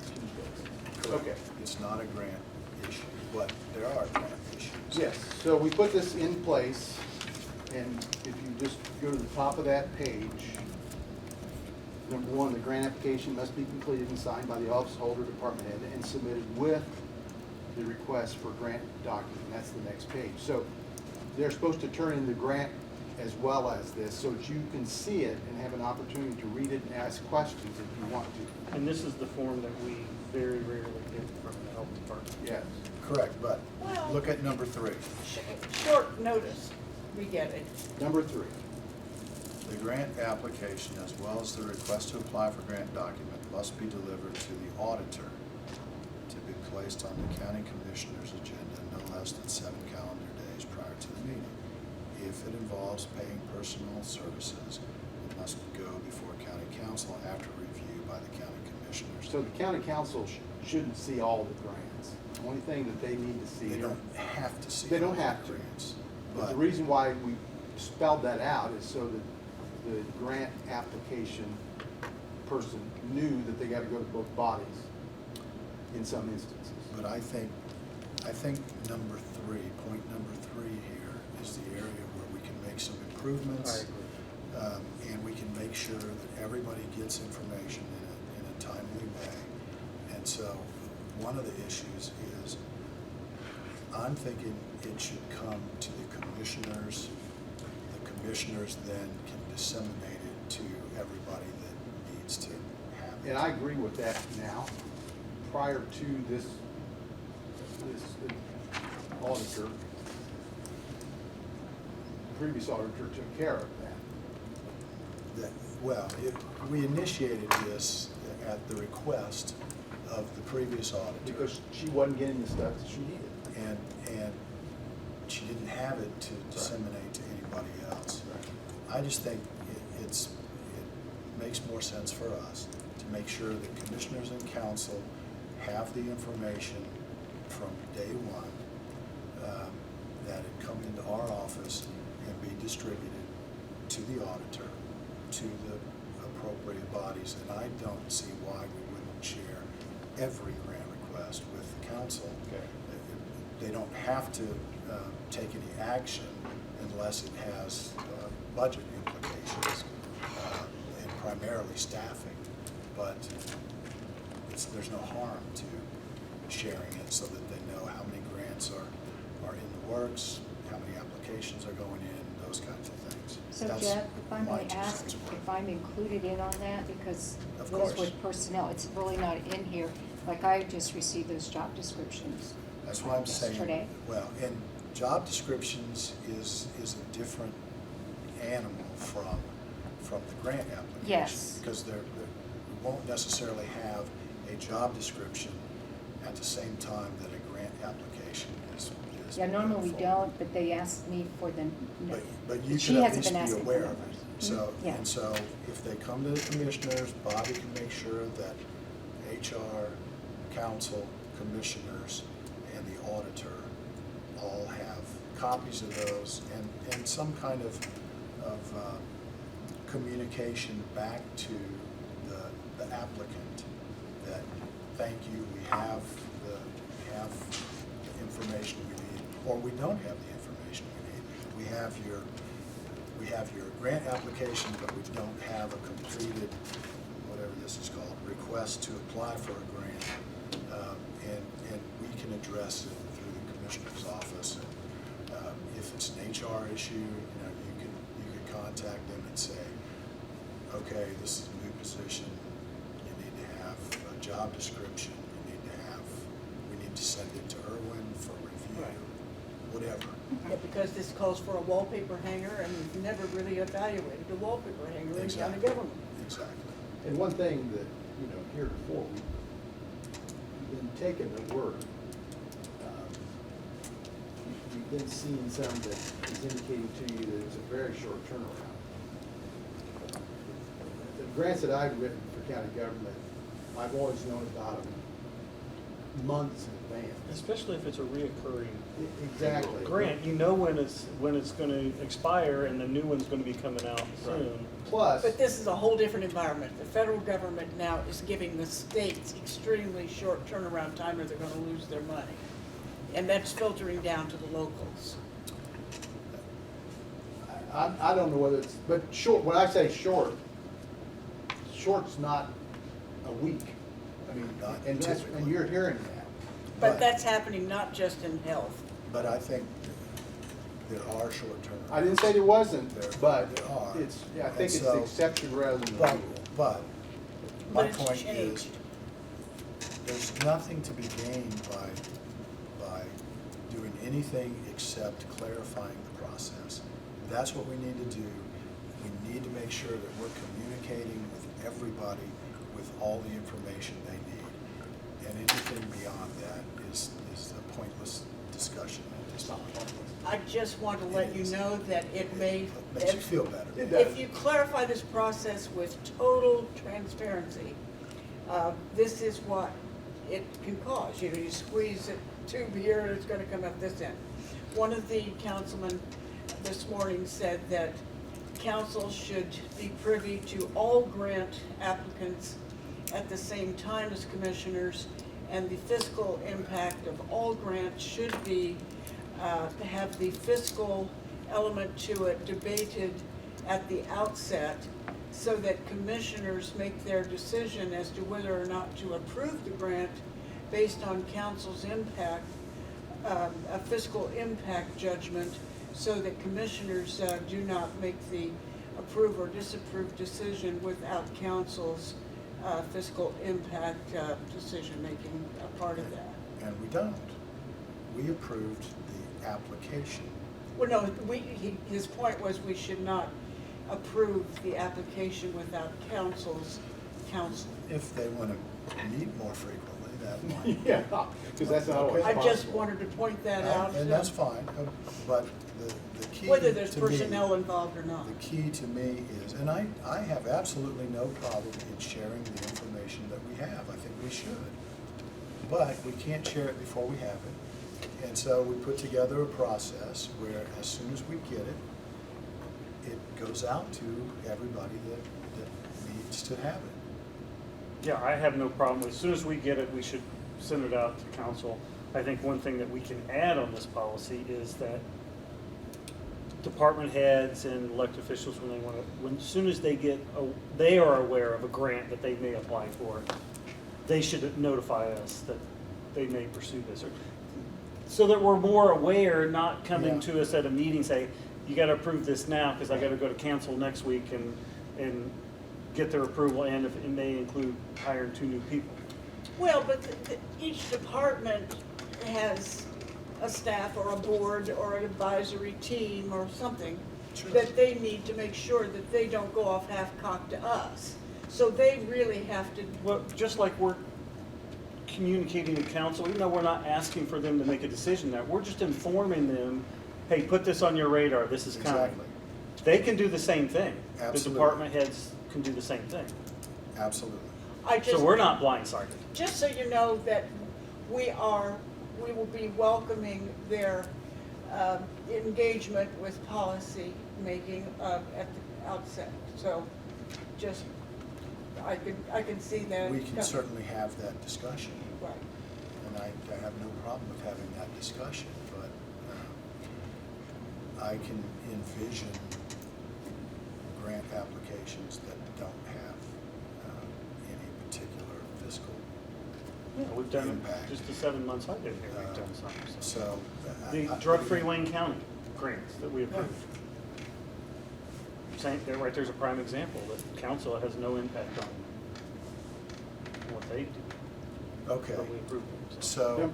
So Steve, why not you and I offline put together some revised language for bullet point 3? Yep. And we'll send that out to you as soon as we have something, we can talk about it again next week. You okay with that? I think these short turnaround times from the state are not going to go away because. I think you're right. There's more money at the moment. Now, that's not gonna last forever. Right. But at the moment, there's money which, some of it is ARPA related, which has some urgency in terms of timeline. So I think for the time being, this is the world we live in. So we'll put something together. Other Yeah, issues. just a couple points here. So number 5, I purposely put that language in because you heard it this morning. There's no such thing as a contractual employee. Right. And we need to make sure we keep using the right language because we ran into that. And you were trying to clarify, or so was Tony, of when that contract person becomes an employee, when you start directing what they do. Brad, I think you made the point, or somebody made it this morning, that your contract calls for a set of, here's what you're going to accomplish. They can accomplish that in 1 hour a day, or they can accomplish that remotely. Yeah. But when we start directing them to be here 8 hours a day, when to take their lunch, that crosses the line. Part of our Contract employee. And Well, that's been the way that department's operated historically. And then number 6, that does need to, when I reread this today, my point was when I wrote that is that the commissioners are the ones that approve or deny, and not council. Right. So that probably needs to be clarified just a bit. And then number 7 was, because we had grants titled to the sheriff's department, we had grants titled to the health department, and they need to be titled to the auditor. just a mess tracking down vehicles that were purchased. Yeah. In Moeller and Park, yeah, that's by the sheriff or by the health department. Right. And so that all happens before they submit the grant. Then after they submit the grant, then there's some things that they've got to do. Is there it seems like there's a provision in here for if it is a short turnaround time. Yeah. Do you know where that is? Let's see. Oh, you mean if there's a short turnaround time? For the No, grant. because when we wrote this, because see, I checked with everybody, before I wrote this, I checked with all the departments that write grants to ask them what their turnaround times normally were. Right. And they were, 30 and 40 days generally. And once we wrote this, then suddenly it became 7 days. And so, to your point, Jeff, I don't have that in there, but, because it wasn't applicable at the time. Think of some policy for that. Well, I think, I'm a doubting Thomas at times, but I think sometimes we create our own short Well, term. I agree with that too. Sure. And I think that was said this morning. Well, I have to get approval with my board. How long was it there before she went to her board? And so, And so we may need to spell that out. That yeah, Don't care about other approvals. For the county to approve it, you need to get it to us before you apply. So if that means that after you share the information with us, you still go to your board, And then, that's fine. and then on number 2 below, this also came up this morning in the conversation, which I don't think gets followed up on very well. If they go back and amend that grant, which happens pretty regularly, It used to happen a all the lot, time, yeah. and the auditor never got that change. And so it specifically says, you need to tell the auditor if you amend this grant. So it says there will be no exceptions to this requirement, but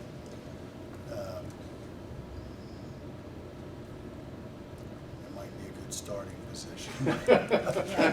I Yeah. would just like to request that you take a look at paragraph number 8 above, because if you read this, if the county council approves the request, the grant, that, paragraph 8 needs a little edit too, I think. I think you're right. The and/or maybe. Yeah, that needs a look. And then the second page was just a short cover page, and some of these questions were asked specifically. For example, if it's a reimbursable grant. Now, I've been hearing lately that they're allowed to spend in the red. Because before we couldn't do that. But now, if it's reimbursable, there needs to be some money in place to be able to reimburse it. Exactly. To pay for it, if you have to submit a claim to the state for $100 that you've just spent, well, we had to have an appropriation in the first place. We had to spend the $100 before you could be reimbursed for it. And where did that money come from? Exactly. And that's why council is supposed to Yeah. be involved if it's a reimbursement Yeah. grant. So I don't know how that's happened, but I don't either. I, But, even if it's as simple as the council saying, yes, you may spend that into the red. Sure. Until we get the reimbursement. just like I did this morning. But They they signed should off approve on it. They should approve it before it happens. And then the other thing is that where if there's indirect costs that can be reimbursed, and we don't always see that.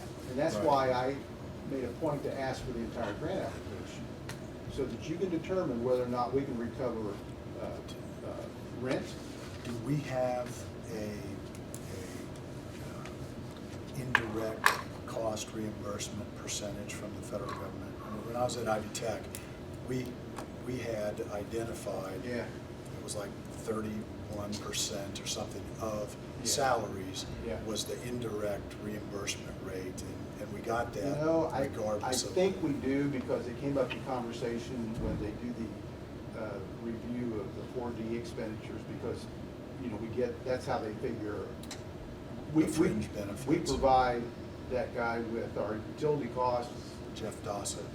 yeah, and because we get so much money back for that, so there is a percent, but I don't know what it. Well, they developed it, I think. I mean, we've had contracts with Magnus, one of those, or See, the feds where they will. approve a reimbursement Correct. on any Federal costs. grants will do that. Yeah, Yeah. and I'm not sure, but what the state grants, some of them would do that using the federal And- number.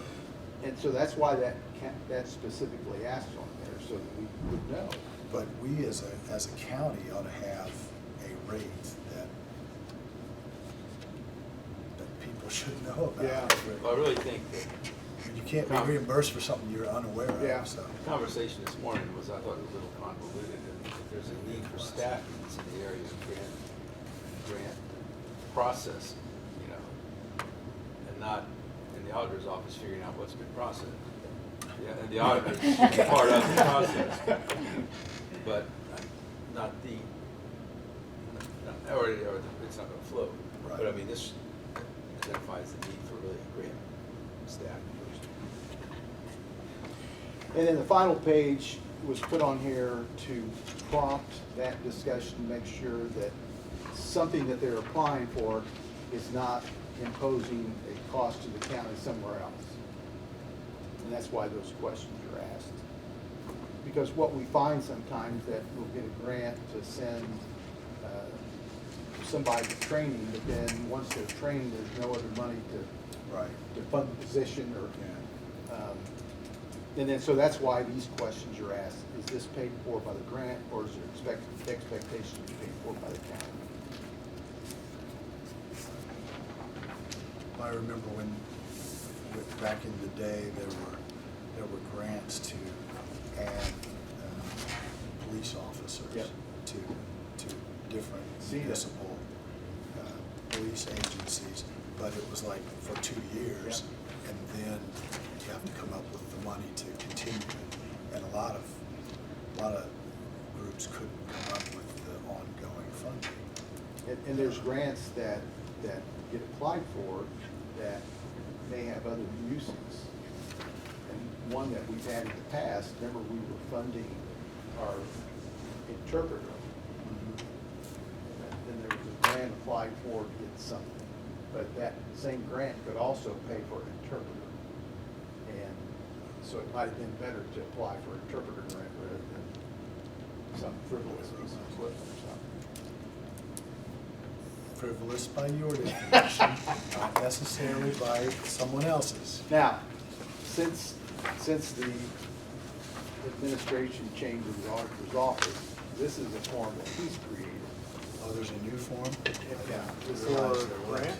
yeah, this is his form. Why? Who's, This is the The auditor's auditor's form. form. Wait a minute. When did this go out? A month ago.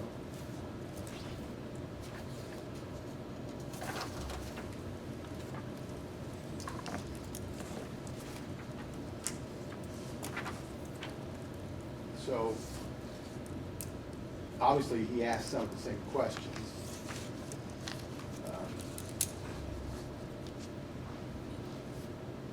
It would seem to me that we need to, some of these, like that federal number,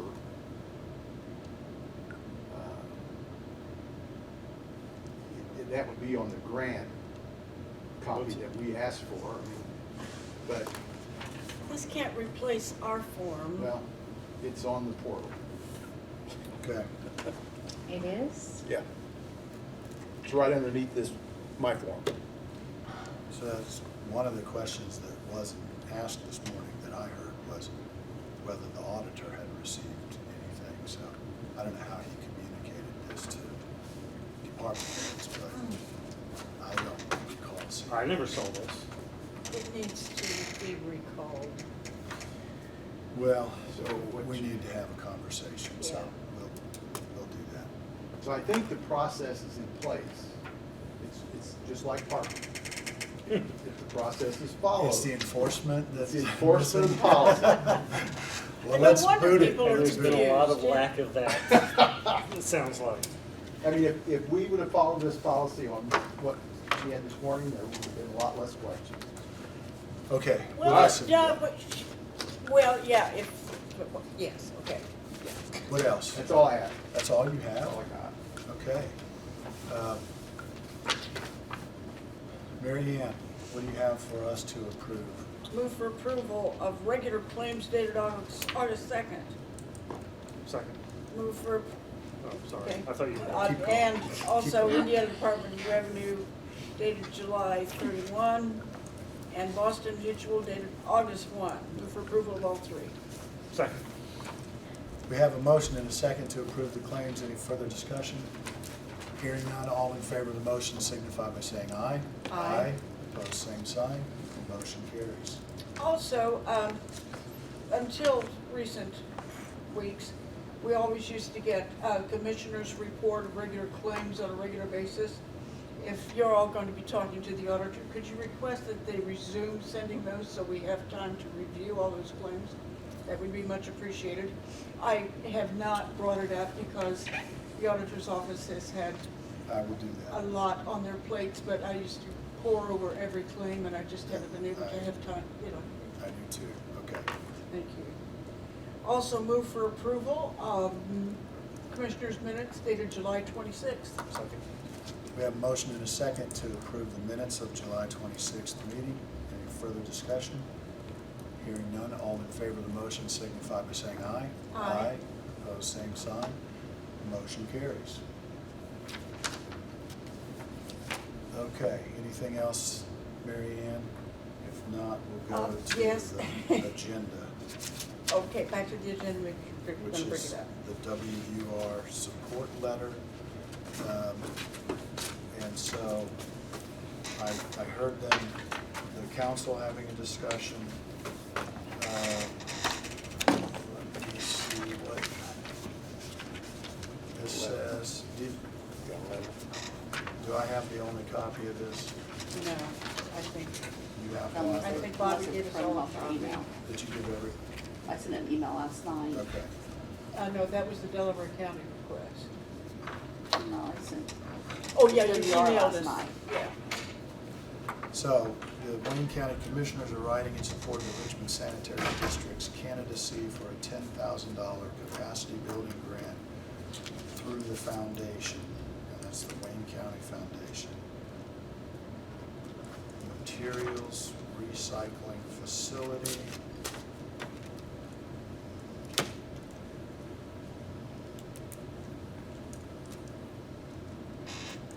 Can you address that? I haven't been to a WR meeting all year. I can't. It's a grant application. Did I go through the procedures? This is something that's come up since This the last is- meeting. I don't know, I don't know if I was at the last meeting or not. I can't remember. And this is the Richmond Sanitary District applying for a grant from the Wayne County Foundation. So it's not the county.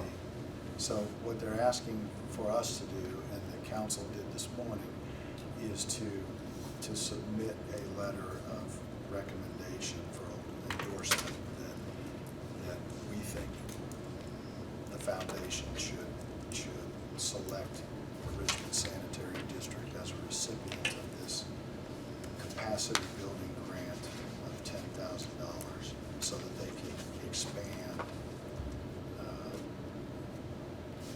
their recycling efforts. Now, if I heard correctly this morning, the intent, or at least as described by Mrs. Williams, was that the Richmond Sanitary District would expand its recycling efforts to the entire county.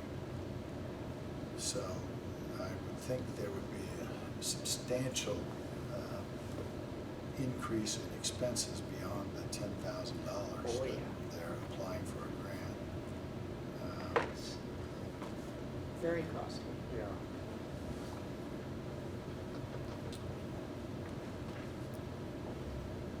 So this says, through the investment, the district, the sanitary district, will attain a fundamental skill necessary to better measure current operations and necessary to scale up services to surrounding communities.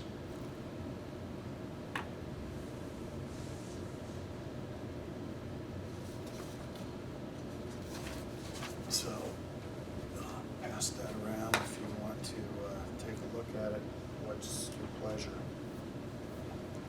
I move that we send the requested letter in support of Richmond Sanitary District's grant application to Wayne County Foundation.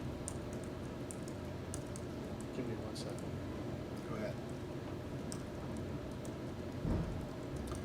said on the Hagerstown proclamation letter, you'll have something for us next week. Yeah, that needs to be presented August 19th, so I can get it prepared on nice parchment and a plaque. I Okay. just have not got that done I yet. second the motion. So we have a motion and a second on this letter of support. Any further discussion? Hearing none, all in favor of the motion signify by saying aye. Aye. Opposed, same sign. Motion carries. Is This, blue ink okay if we're all signing? Yes. Okay.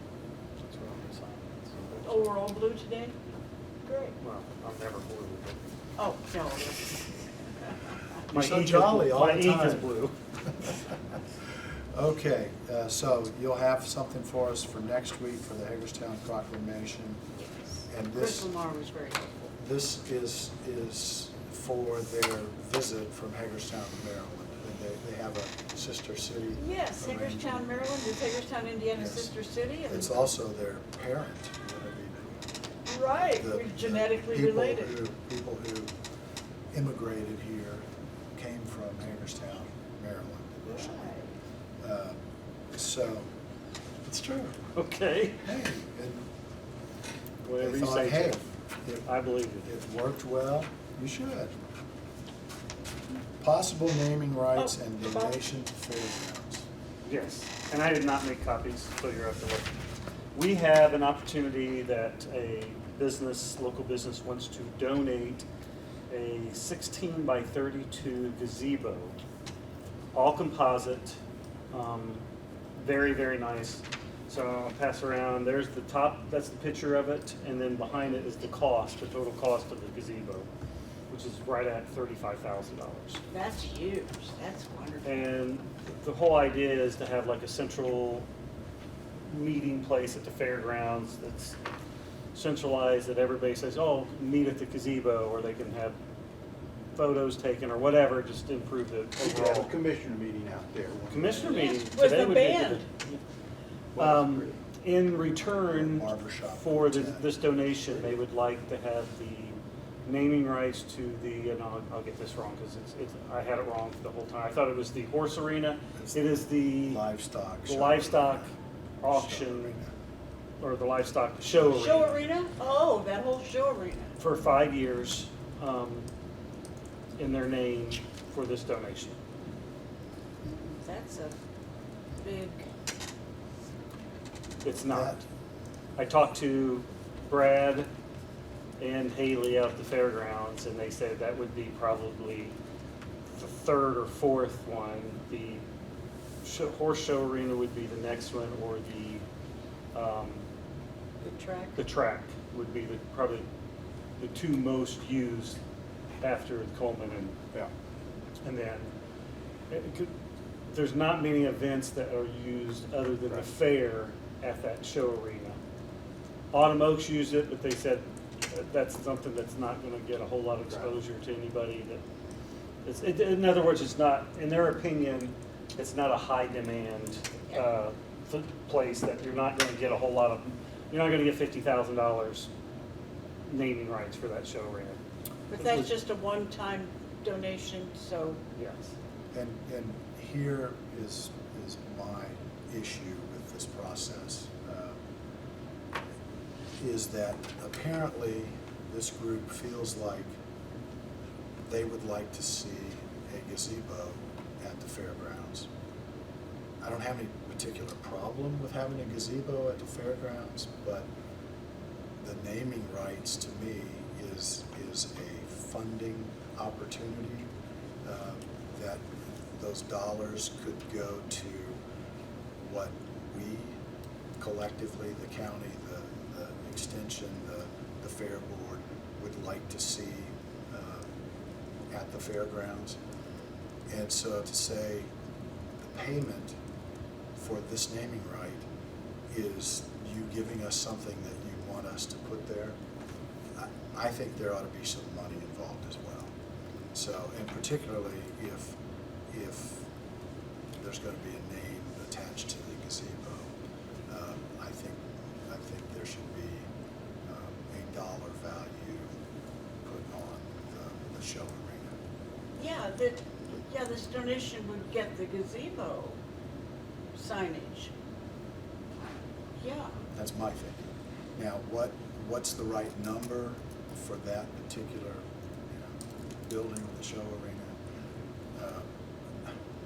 I honestly don't know. I would like to have some input from Haley and Steve and Mary Walker and a few others. You've been involved in yeah, this. I want to talk to the state more fair than I because, have. my feeling is the show arena is one of the most under-marketed venues at the fair because the agricultural entities that would find that show arena attractive have not even been invited.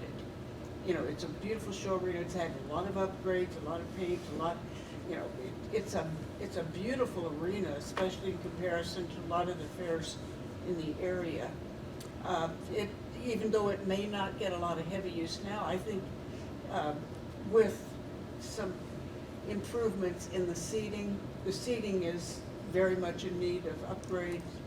The bleachers are pretty. Bleachers. Yeah, the bleachers are pretty. And don't get me wrong, I'm not saying that for every naming right, we need to exhaust every possible,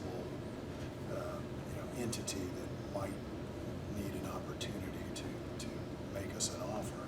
But I just feel like this is a money-raising activity that would be plowed back into improvements to the fairgrounds. And this is their opening offer, I know. Well, I will tell you, further discussion, they said they won't pay anymore. And they may not even do the gazebo. And When again, I- in my opinion, I would certainly prefer, if we're gonna do this, that we would have money for the necessary maintenance that needs to be made, rather than a gazebo. So I just think that's the motive. I have no problem at all with accepting a gazebo. We just need to locate where it would go. But I think for naming rights, there should be a different Yeah, and standard. where they came up with the gazebo is the Dark County Fair. Has a great big gazebo there. It's essentially located. Nice. Everybody talks about that gazebo, discussing with this group, is that, we'd really like to improve the fairgrounds, have a focal point for people to gather at. Because right now, during the fair, there's always a tent, where I assume, where I think is a good location for this is behind the Coleman Center there, where they always have a tent for some events there. Using that area for the gazebo. And obviously, talking to Haley and Brad, want to bring them to the fold and see if there's a better location to that. Sure. But it was more about improving the fairgrounds to make it a more attractive place overall. And east I of think they Coleman. graciously said, would you be willing to take this donation? And then I said, well, yeah, I don't think we'd be opposed to that. And I'm not. And then they had also talked about naming rights and some other things, and then this is what was presented to me. I don't disagree with you that naming rights is a way to fund projects out there, but talking to Haley and Brad, I just don't see people lining up to pay us a lot of money or any money for that show arena. We don't know that. That's according to the people that work out there, the person we just hired that does our marketing says. And we can talk to Mary, but that's my opinion is that I don't want to lose this donation as an improvement for, I know it's for capital. You don't think a gazebo is something that's going to improve our fairgrounds. I disagree with you. I have no problem at all with accepting a gazebo and putting this group's name on it. But you don't think there's any worth in that, though? No, I do. Oh, yeah. I do. Okay. And this would give very prominent naming rights and prestige to have their name on the gazebo. And they didn't offer to have their name on the gazebo. Well, that's the most appropriate thing, and this would be the focal point of the fair and the gathering spot meets you at That's what I'm saying, that for some particular reason, this group wants the show arena with their name on it, and they just strictly wanted to donate the So we gazebo. could have the naming rights on the gazebo. What's that? We could sell naming Yeah, rights. you to the could. gazebo. But I thought it was appropriate also that they had their name on the gazebo, if they're gonna donate it. Is So that- what's your is- pleasure? Is Because, the organization here on this invoice the sponsor that you? I believe so. I Will didn't- pass that down? I didn't look at if there was a name, but yes. Yes. So I can understand why that organization would want the arena.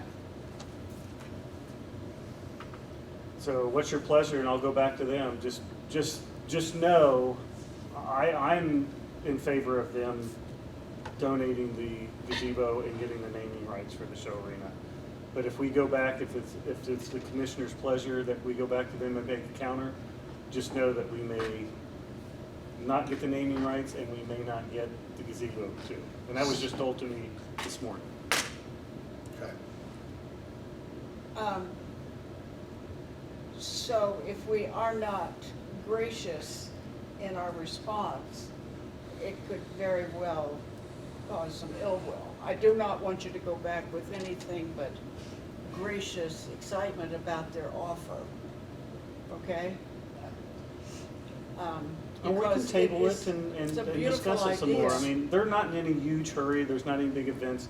I mean, so if we want to Let's discuss it mull some it over. further, I don't That want to would put be- you on the spot. That would be my preference. I'm just saying my preference is, if I had to vote right now, I'd say let's do it. But I understand that your reservations and appreciate those, so let's mull it over and Let's put it back on the agenda for And next some week. clarifications, you know, like, what, do they want their name on the gazebo? And two, if not, could we offer naming rights to the gazebo? I think those are legitimate questions that we have. And number three, in a perfect world, we'd really like to make some modest improvements to the arena.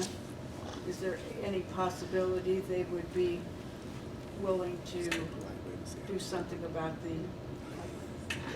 improve possible And I think that's improvements a over real a 5-year period? discussion that would, I think You they know. would be more, say, hey, it's more of them say, hey, we're not appreciative of this donation, we Right. want more money. I'm But excited say, hey, about if we it. get some more money, could we It's put not it back in that. into the show ring?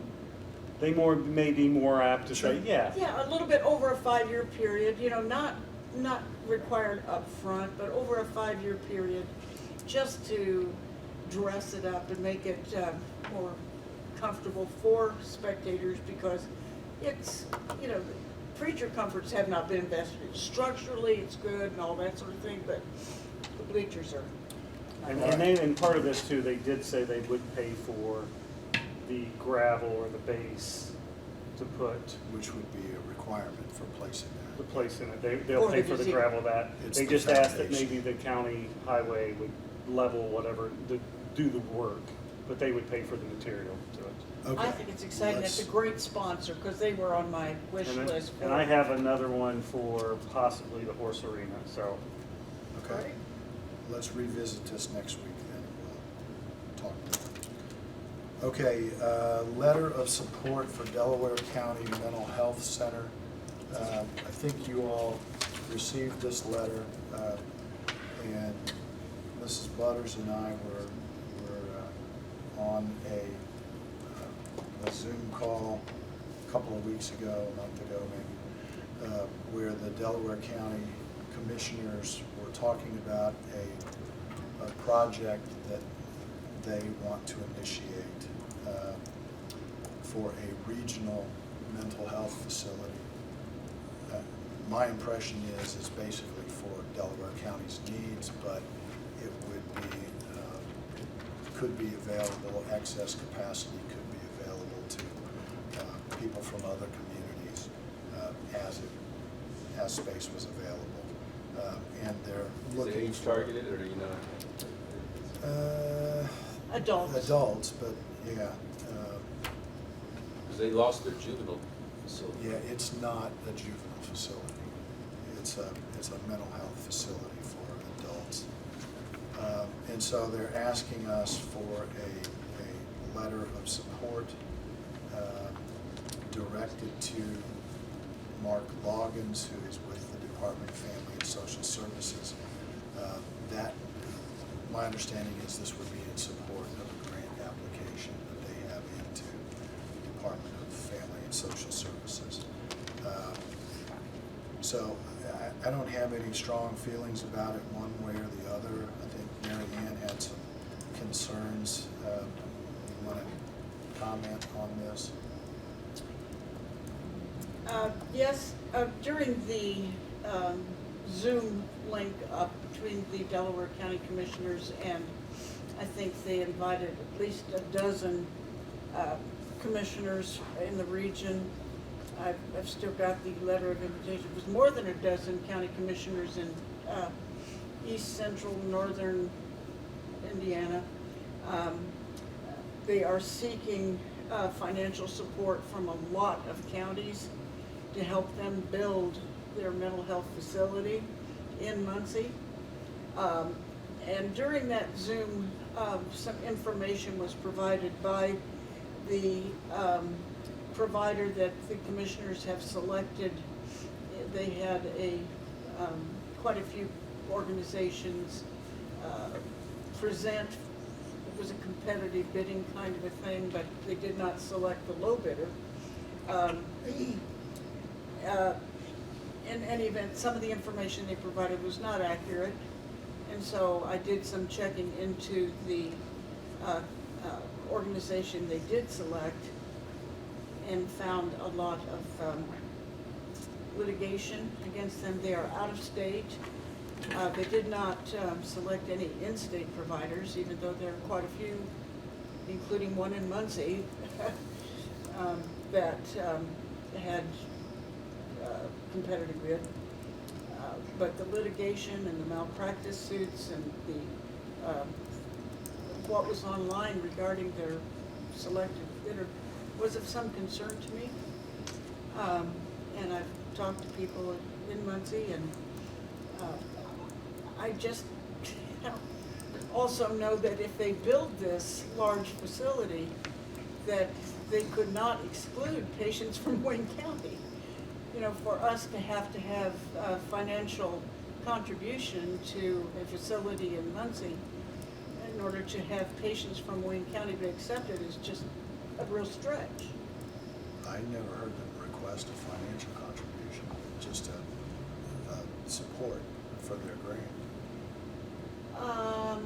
No, I heard that.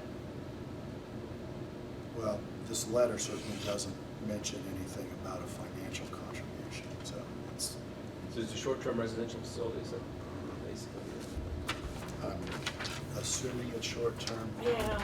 Pass that over. to Oh, Ron. sorry. No, it's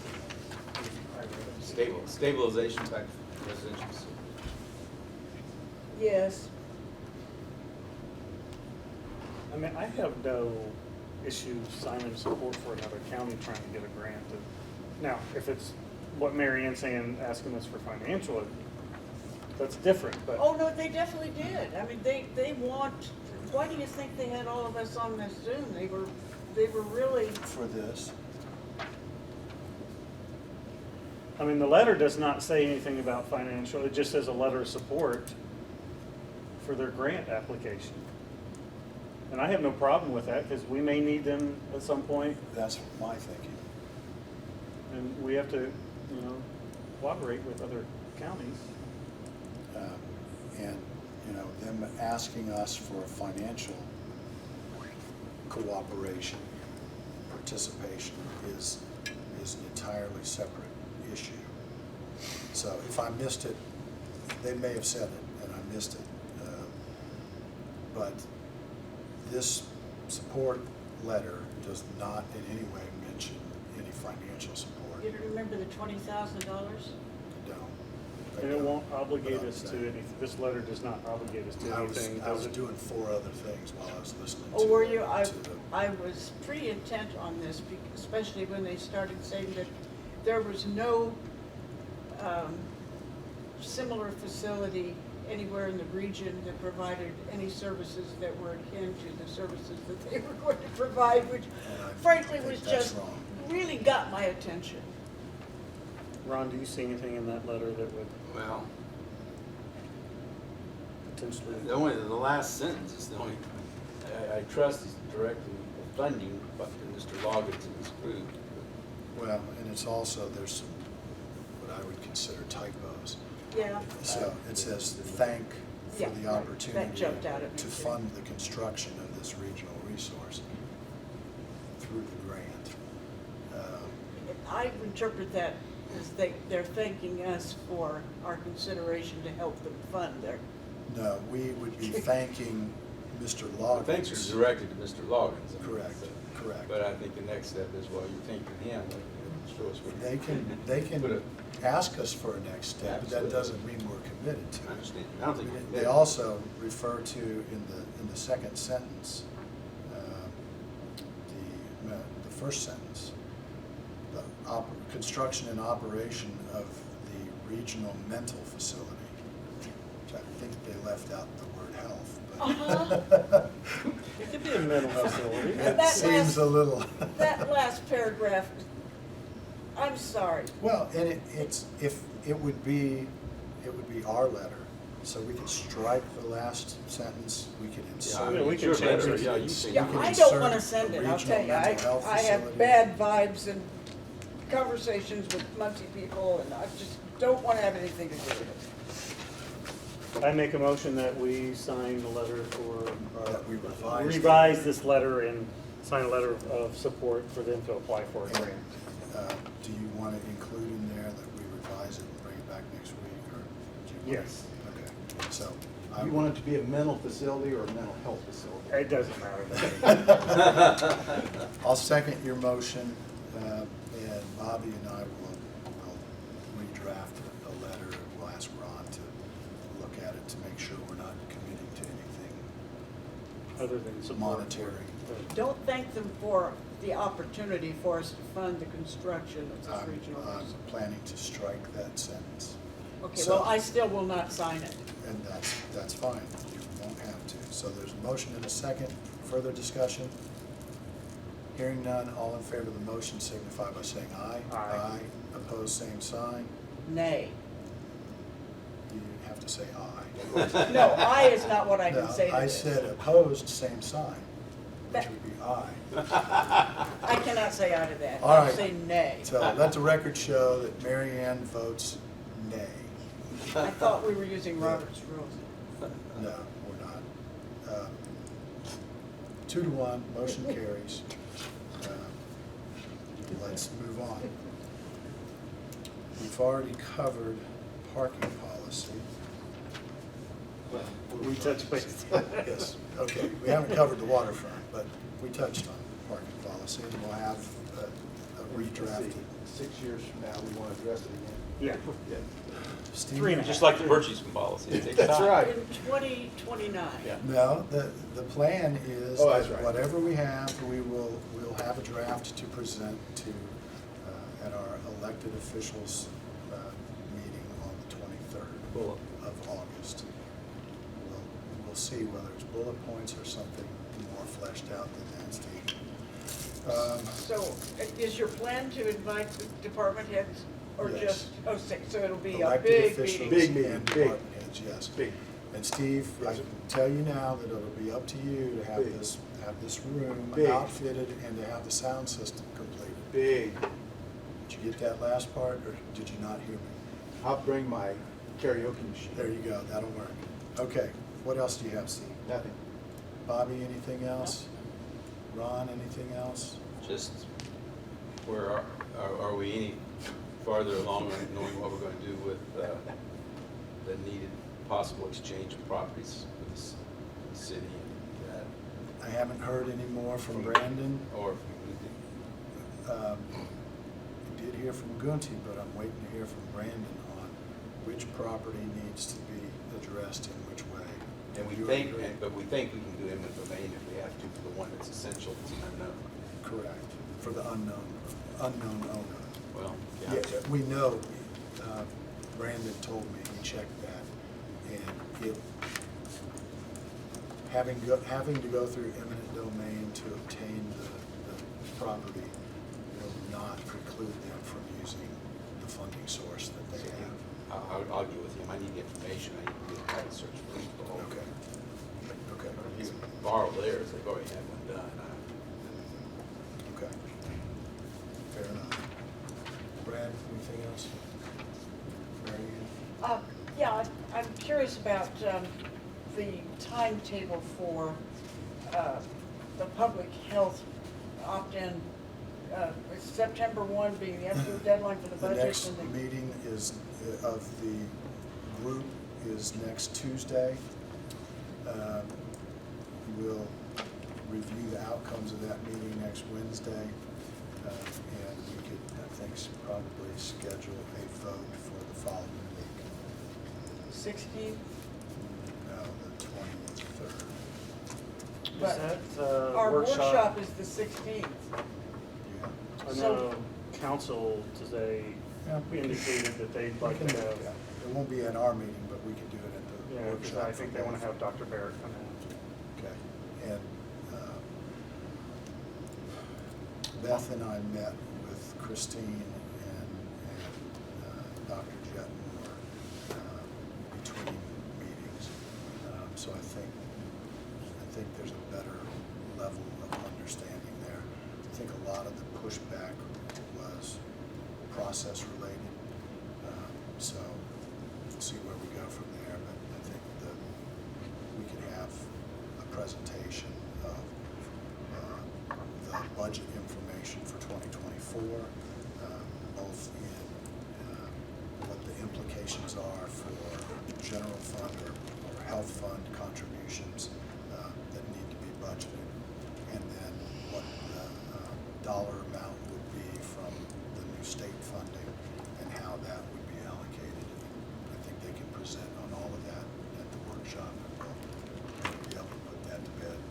Yeah, because my biggest concerns is I'm leaning towards obviously opting in, but if we don't have council on board and No, they need to. then it doesn't matter if we opt in or not, And in because fact, they need to approve that budget, They have to approve which that budget. Yeah. has not been presented to them. yeah, so So, So thank you for reminding me. We're out of that. time. It has to be a workshop. Well, the council's approval would have to be a workshop.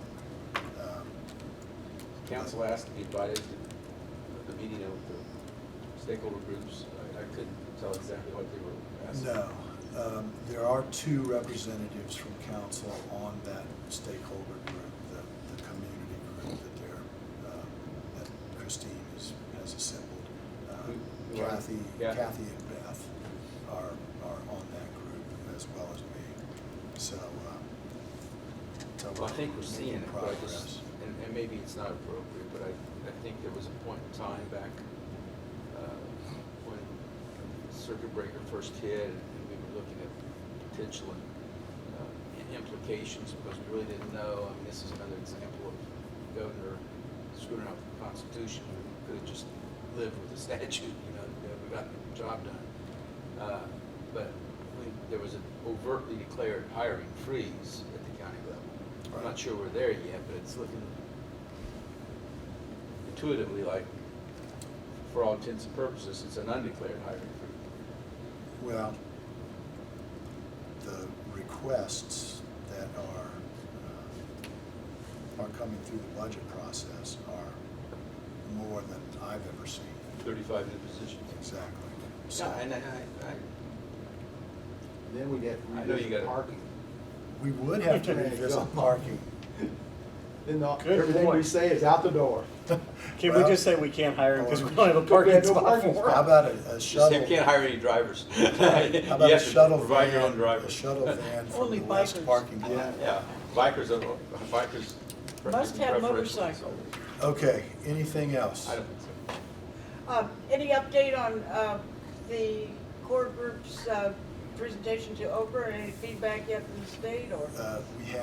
We have feedback from Purdue, which Oh. we just got it. Beth and I are trying to deal with all of the typos and misprints and misunderstandings of our intent. And then we will meet with the core team next Thursday, not tomorrow, but next week. And that group then will review the taking steps from there. But we're making some progress, and I still think September will be, we'll come to all of the groups for final approval. Okay. What about AWL? Are they coming the 23rd of August? Have you heard back They're from invited. your letter? Your Haven't letter heard went out anything. Monday Just- and we haven't Just heard? went out, just went in the mail Monday. So they might have got it today, So they probably either got it today or we'll get it or they'll tomorrow. get it, yeah, next week. I mean, because this situation just has to improve. I don't disagree at all. I think if we don't hear from them in the next day or two, we'll follow up and make sure they know we need them to be here on the 23rd. And I hope this is the beginning of the end. It will be the beginning of something. Beginning of something. All right, anything else? Yes, would you want to send flowers to Floyd's son before we leave? I already did. Oh, you did? Just personally? Okay, Yeah, Cheryl and I did. okay. You want to pass that down to? We can send them You- from you the probably- commissioners if you want. Yeah, that's what I suggested. Okay, let's do that. Do what? I couldn't hear. The commissioners can send some.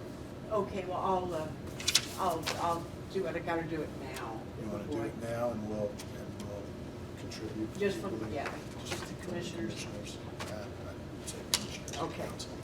I didn't want to order without seeing them. Go right ahead. Okay, if there's nothing else, we're adjourned. Thanks, everybody.